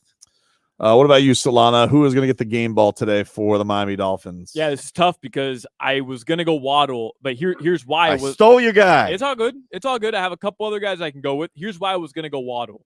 I went Waddle last week, and my idea was, well, he missed out on the 70 burger. You're going into Buffalo. Hasn't had not that he's played bad, but hasn't had that breakout performance yet. Nope. So we've gotten a touchdown. We haven't gotten to see the Waddle yet, though. Correct. I was just going to ride Jalen Waddle until he had his breakout performance. But no worries. I'll pivot here. Absolutely no problem, Omar. How about Raheem Mostert? Bounce back game. HN getting all the love. Rightfully so. He's been balling. Mostert fumbled twice last week. Kind of blew the Dolphins' chances. Truthfully, kind of grinded that offense to a halt. I'm going to go Mostert. Bounce back game. He's still RB1. And I think he gets a lot of touches today, a couple touchdowns as well. Both good. I am actually going to go on the other side of the football because they better. Ooh, somebody going to show up on defense? Yeah. NFT? Yeah. NFTF. You know I love nose for the football. Yeah. By the way, just as an aside, hey, Garfinkel, I want my cut on the Jalen Waddle stuffed Penguins, dude.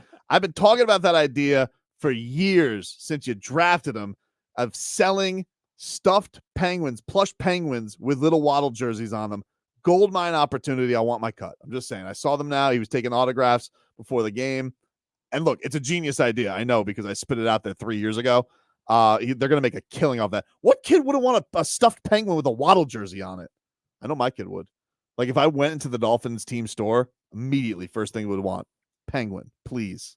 That's where it goes. He can't go because he's too busy playing flag football at 2:00. You're telling me. Thank God it's only a 6-week season. Oh, whoa! You're gonna miss the most important 6 weeks of the season, though. Yeah, but we got a Sunday night football one in there. Okay. So All right. Oh yeah, forgot the 9 a.m. We got a morning one in Germany in there. We still haven't figured out. Are we doing a pregame show or a postgame show? I don't know. It's a good question, dude. I'm not really sure. Tobin's hoping his son's team doesn't make the playoffs, so it's just 6 weeks. Let's take it easy, coach. But no, my game ball. I'm gonna go with Xavier Howard. I feel like Xavier Howard pissed off last week that old Fangs was keeping him out of some big plays. I feel like Daniel Jones gonna throw a couple ducks up there. If someone's gonna go and make a big play, he's sniffing out that football. And I even feel like pick 6 maybe in the making. Maybe a brewing for Xavier Howard. Little turnover momentum that's going there. So it's been a while, right? I would like to predict the game ball to go to either Wilkins or Zach Sealer because they've both been playing like fat cats, quite frankly. So I would like them to, fat cats, dude. Like, let's go make an impact. I swear to God, you said it, but I know it's going to be credited to me, and I'm just going to have to pay the consequences. Why? For your statement. Because they call them fat cats? Let's go. Wow. Sealer gets the bag all of a sudden. He's not a monster. And I love those guys. Out there. I love those guys. And I don't even want to say like they're all of a sudden be like full fat cats, but there are fat cat like tendencies. And I just think with Zach Sealer, I would like him to wreak havoc. Christian Wilkins, dude, I know you wanted the monster contract. It ain't there. Take it out on the Giants, okay? Like, that's what I would like. Christian Wilkins' teammate, Dexter Lawrence at Clemson, got the bag. And he's going to be facing Connor Williams today at the zero technique. And this is a guy that collapses the pocket. If Christian played like Dexter Lawrence, he would have the bag. So it'll be interesting to see if Christian takes this challenge personally. What did the Bills take like 3 seconds to get down the field? Like, what the hell happened here, Solana? Yeah, Gabe Davis is maybe the best receiver in the history of the NFL. What does he have, like a gazillion yards today? He's 100 yards, 6 receptions, a touchdown. He's Josh clearly Allen, the best receiver on your fantasy team that's not active. It's incredible. Josh Allen throws it to him every time now. Stephon Diggs was having a temper tantrum on the sideline again. Things are happening in England right now. But, yeah, Buffalo onside kick here with 2 minutes left. Out of bounds. They almost got it. Man. They almost got finish it. the job, Jags. Finish the job. And just Jacksonville, just so you know, in case you were watching the Canes last night, if you do have the game in hand, by all means, feel free to kneel. Just so I know Doug Peterson's a Super Bowl winner, so he's probably not going to do something as stupid as, hand the football off with a chance of it getting fumbled. But just as a reminder, if he feels the need to hand it to ATN an extra time, he doesn't have to do that. It is completely acceptable in football today. Just take a knee. Mike McDaniel always talks about those coachable moments where these things happen throughout the week, and we're going to put it up on film so players can look at it. Now Mike McDaniel can show that Mario Cristobal situation. Say, this is why we take a knee, guys. In case you were wondering. He should have come out and said, I effed up. I don't even understand. He's like, I should have taken a timeout to recalibrate. I'm like, huh? And then like Xavier Restrepo has to go and tweet out, Miami, sorry we let you down. No, you should have said, sorry our coach is a boob. I mean, like, come on, dude. How long have you been coaching? And you made this? I don't know. Is that a lost to locker room type decision? You can't lose the locker room when you're Mario Cristobal. You got too much pout, clower, and respect. Yeah, well, with that decision, too much pout, clower, and respect, brother. He'll just go get a new team on the transfer portal. Good first team on the transfer portal, and be like, I'm going to go to transfer to you. Aren't you the guy that like tried to run the football when you had the game in hand? Hey, man, adversity creates opportunity, according to Mike McDaniel. So this is a great opportunity for Mario Cristobal to right the ship and regain the confidence of South Florida. Yeah. Well, good luck. Yeah. Good luck. It starts with an apology. Good luck, beating Clemson, beating UNC next week when you lost to a team Clemson's who not unbeatable. Lost to Bowling Green last week. Bowling Green beat Georgia Tech 38-20-something. And Miami couldn't even score more than 22 points on them or 20 points on them.